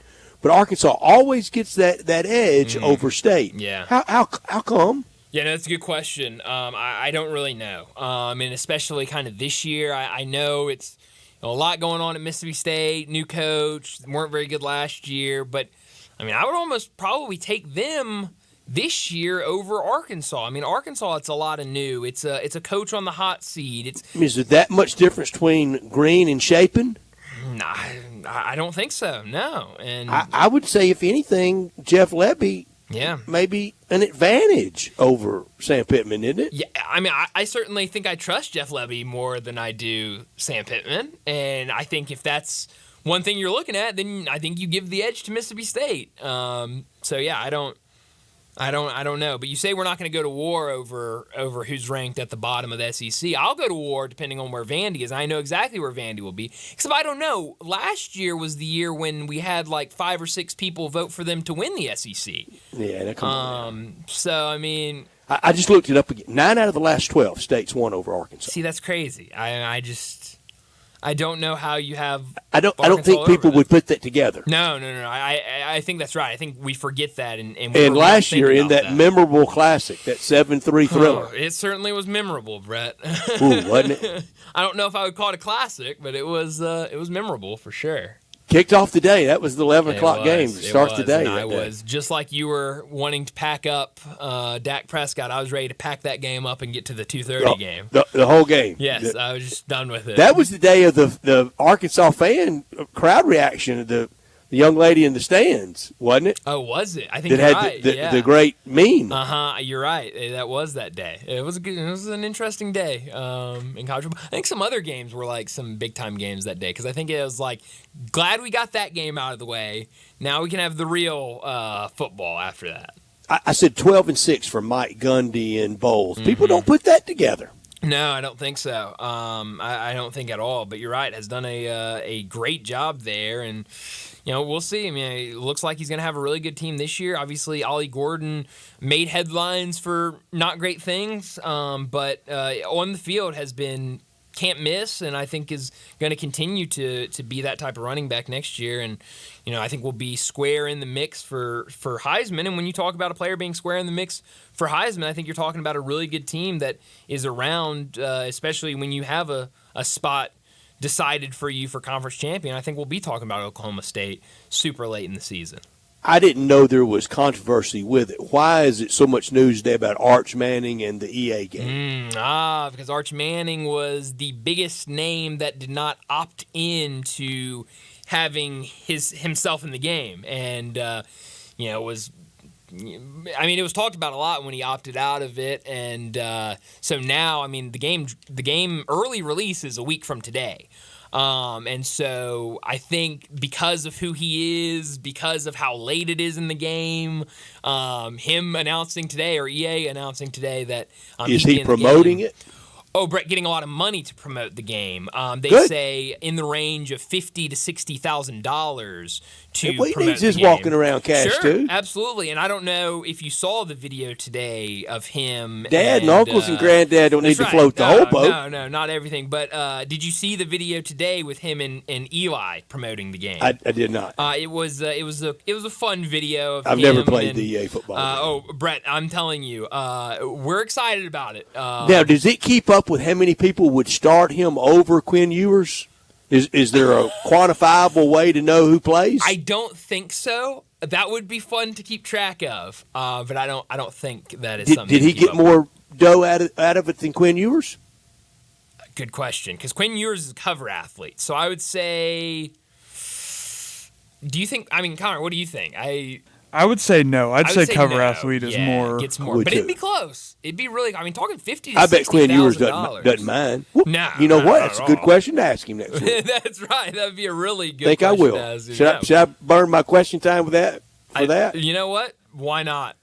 Why not? But I bet Steve Sarkisian doesn't care. No, not at all. I think anything like that is just good for But him. I bet he's more worried about Colorado State opening day yeah. and going to Ann Arbor week 2. Oh, absolutely. But the video, it's a fun video. It was like Eli Manning was had a headset on and had a controller, and it was like he was coaching Arch, Yeah. and then on the other side of the screen was Arch Manning, and he's like, okay, so I gotta do this, and then he he's playing as himself in the game and throws a touchdown or something like that, and he's like, thanks, coach.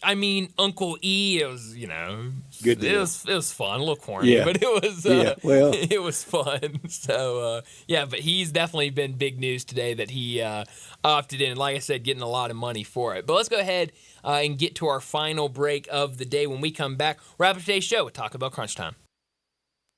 Be sure to follow us at Sports56 WHBQ on Twitter, Facebook, Instagram, and YouTube to watch live video of our shows. Stay up to date with station events and have chances to win prizes. Don't miss out on anything that's going on. Follow us at Sports56 WHBQ. Smoke is our sauce. What is the Central Barbecue slogan? What are we playing? Well, I just think that we don't emphasize often enough that even though Central Barbecue offers a variety of sauces at all of their many locations, Central Barbecue's barbecue doesn't even really need the sauce. We should mention that more often. Central Barbecue doesn't take any shortcuts. The barbecue at Central Barbecue is slow-smoked Memphis style for 24 hours to make it so flavorful you really don't need sauce. That was my point. Well, boy, do they have great sauces. Oh, yeah. I'm not saying I'm going to go sauce-free at Central Barbecue. I'm just saying I could. Again, exactly my point. Look at my copy. It's the first thing I said. You just hijacked the commercial. See how it feels? All right, when it comes to getting life insurance for your family, a lot of excuses can get in the way. But ask yourself this. If something were to happen to me, who would pay the mortgage, the kids' education, and the other bills? Then forget the excuses and check out Ethos Life, the online, easy way to get life insurance in 10 minutes. Ethos has rates that you can afford, like a $500,000 policy for a 40-year-old male starting at $1 a day or $30 a month, with a few health questions and no medical exam. Get your free quote right now at checkethos.com. That's checkethos.com. Not available in all states. Rates do vary. You or someone you know or care about has dealt with a difficult divorce. When facing divorce, you need the attorneys at Rice Law. Nick and Larry Rice lead the firm with 3 generations and 7 decades of experience. Located in Memphis, serving the entire state of Tennessee and North Mississippi. Rice Law is who you need to call. Simple or difficult divorce, they know how to handle it. Call Rice Law at 901-526-6701, or for more information, visit them at aboutdivorce.com. That's aboutdivorce.com. eBay Motors is here for the ride. Go ahead, feel your engine. Admire that perfectly installed exhaust. Your vehicle's moving along this freeway like it was made from fresh installs and a whole lot of love. With eBay Motors, you get over 122 million parts to keep it running. And with eBay Guaranteed Fit, they'll be the perfect fit every time. Plus, at these prices, well, we're burning rubber, not cash. Keep your ride or die alive at ebaymotors.com. Eligible items only. Exclusions apply. Ken Garland, you are in your 72nd year of business. Your son William is now joining you. What do you think is the key to your longevity in the building business? My dad started the business in 1965, and I think being on the job sites daily and being accessible to homeowners has been a key to our success. You guys have a work ethic, as you like to say. You're not hiring people to be on the site. You guys are there every day. We interact with the subcontractors multiple times a day on each job site. I think that has been a key, as well as using the same subcontractors 20-plus years in most cases. When you talk about materials, what is the first thing you're thinking about when somebody comes to you to build a home? We're just trying to meet the expectations of the client and the homeowner and the architect and give them what their dream is. When you get a Ken Garland home, what do you guarantee? We'll be there after the job is finished. We're still accessible to all our clients. Now I need to know, how do I get a hold of Ken Garland? You can reach us at kengarland.com. Now back to Sports Time on Sports 56 and 98.5 FM. Here once again are Brett Norsworthy and Brian Davis.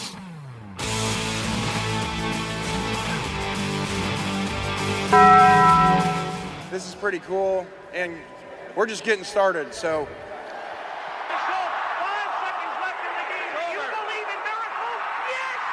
Go crazy, folks! Go crazy! This is for all the biggest crunch time. You are looking live. In your life have you seen anything like that? Goodbye!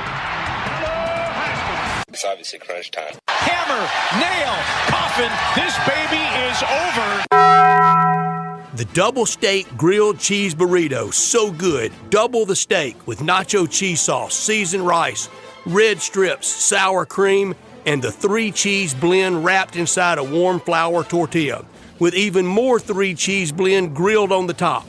The double steak grilled cheese burrito, it hits the spot now at Taco Bell. And at Taco Bell, when they say they are feeding people's lives with unexpected good, they mean it.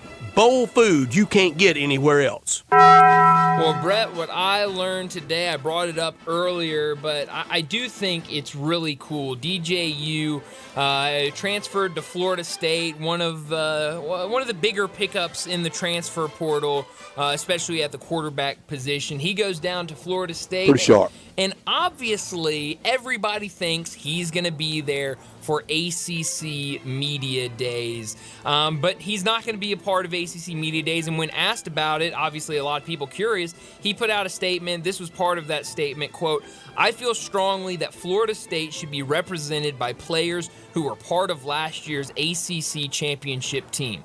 The players who helped put this program back on top of the ACC should have the opportunity to be recognized for their contributions. This team is more than its quarterback, and I'm excited for my teammates who will experience this fantastic event." That is a team leader right there. That is a captain. That's the guy I want to be behind. It is, and I don't mean this cynically, but it keeps the Clemson people away from him at ACC Media Days. That's another good reason, Brett. You stay away from those guys. You win on two fronts. What I learned, Cooper Flagg is the next big thing. There's no doubt about it. No One doubt. year at Duke will only help in the flag mania. Dukies will love him, but will the rest of the basketball world love him? Because it breaks both ways with Duke. If he goes deep into the tournament, it helps college basketball. It helps him.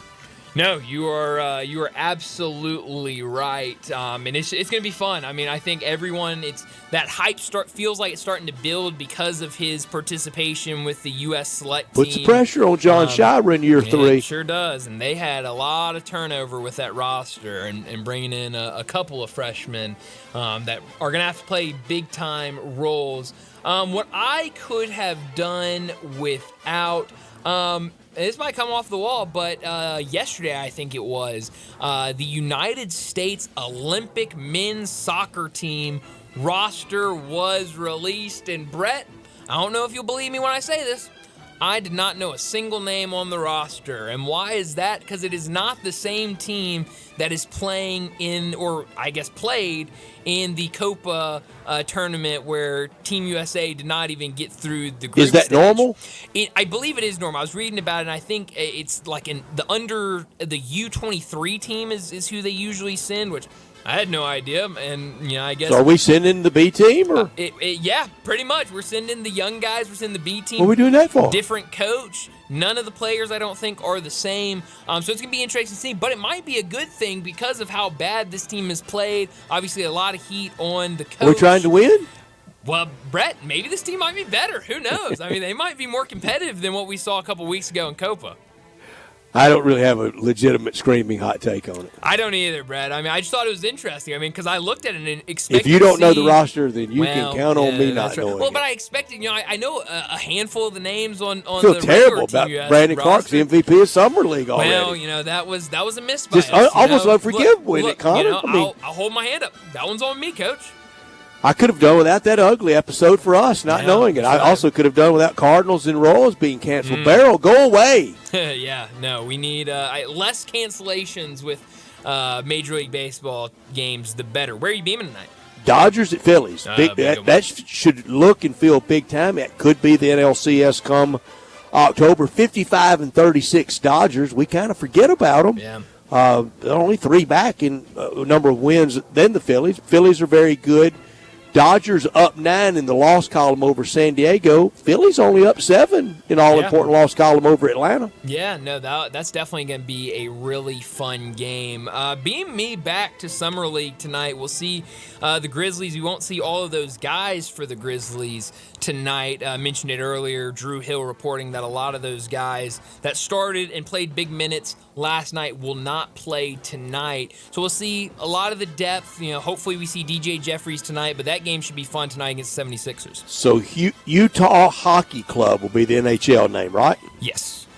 So another no S ending nickname like Kraken. That's right, yeah. Like Wild, like Avalanche. Yeah, and I don't know how long like they're Lightning. going to stay the Hockey Club. Like, I've heard that they're just going to start with the Hockey Club, and maybe they stay Hockey Club forever. Maybe after a year they change and do something different. So I don't know. We'll have to wait and see. Chris Sale's going to give it another try tonight. Late scratch last night. He will toe the rubber tonight for the Braves. Yeah, it's going to be a fun night of baseball. I know we got the 2 postponements. You mentioned the Cardinals, White Sox, and Twins. Also, your American League team needs a win. Yeah, they need to start swinging the bat and making contact, hitting the ball, and we'll see if they can do that tonight. Can we go a whole year with nobody hitting in the bigs? Well, with pitching, it wouldn't surprise me. But it should be a good night of baseball, a good night of Summer League action. But that's all the time we have. Enjoy your night. We'll talk to you again tomorrow afternoon.